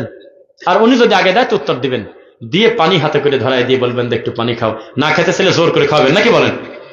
না খেলে তার ব্যাপারে আপনি চেষ্টা করবেন, শরবত দিলেন, পানি দিলেন, তাকে একটু করবেন। আসমান থেকে মানুষ নাজিল হয় না, মানুষ এই মায়ের পেট থেকেই আসে। ভুলভ্রান্তি সবারই আছে কিনা? ঝগড়াঝাটি কমায় ফেলেন, সন্তানদেরকে প্রতিপালন করেন কোরআন হাদিস দিয়ে। রাত 2টা পর্যন্ত যদি আপনি টিকটক দেখেন, আপনার ছেলে তসবি পড়বে না? পরিষ্কার কথা।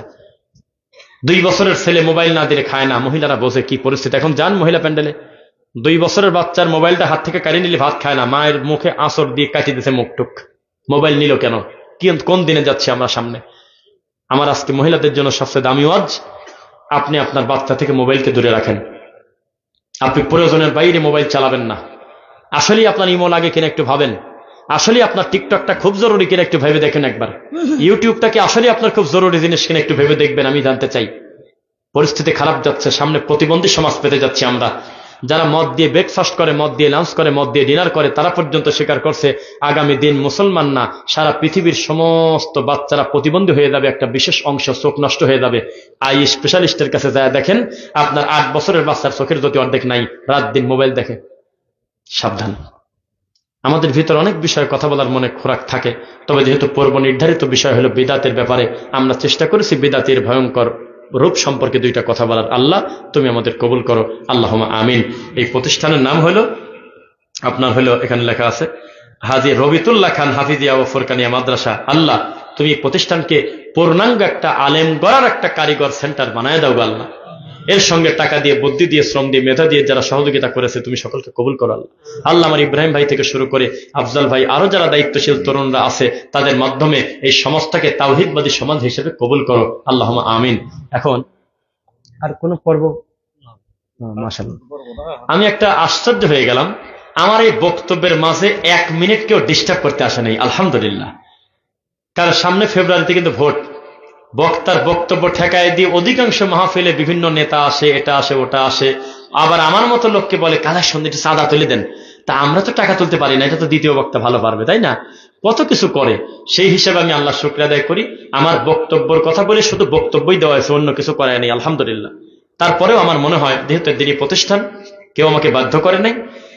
বৈঠকে একটা সাদাকা যদি আপনারা দিতে চান, তাহলে আমার মনে হয় রুমাল নিয়ে গেলে ওদিকে আমরা দোয়া পড়ে দেব।